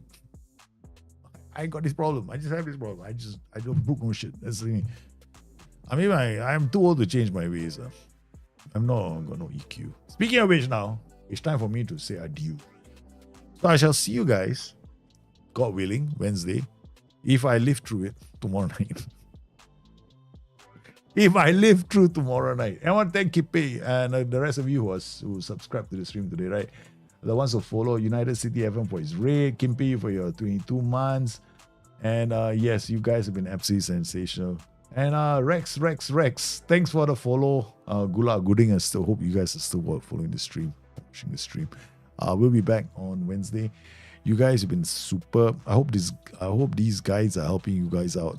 Yeah, I really do. I mean, if these are helping you out, let me know. All right. If this is the kind of streams you need for your tactics, we'll do. In fact, I'm going to be focusing on these kind of streams for the next few. No, this, I'm sorry. It's coming on Discord. It's not what time do you stream now. This week, kids and me and alcohol. Okay, so I got because I got parties, it's a holiday. All the kids are having a lot of fun, right? The holiday, and then these people are having festivals right now, which is just booze, man. So I've got to go and say hi to people because I don't want to be accused of being antisocial. You know, I tend to be quite antisocial. But there's a couple of antisocial guys going with me, so that's kind of cool. So all the antisocial guys are going. So it's kind of cool. I mean, it's a bunch of us, antisocial people having fun. Yeah, we got all three grumpy guys who don't brook shit. But anyway, I want to thank all of you for popping into this stream. You guys were sensational. And Demoness, thanks for the follow, man. And Ferty, you too. You guys superb. Thank you very much. I shall see you soon on Wednesday, but the streams are, most likely at this time, late. This week is all going to be late. No, normally I stream at 6 p.m. local, which would be Singapore time 6 p.m., which is roughly, I think, noon in London. Yeah, something lunchtime, close to lunchtime in London. But it's going to be more evening in London for the next few streams because it's going to be done a bit later. Yeah. Okay, guys. thank you very much for coming today. You guys stay safe. Take care of yourselves. Be good to your neighbors. Be good to yourselves. Be kind to yourselves, especially. Thank you for coming in. Thank you for saying. I hope the stream helped. Really do. Let me know tomorrow or the day after tomorrow or on Discord what you thought. And I shall see you soon.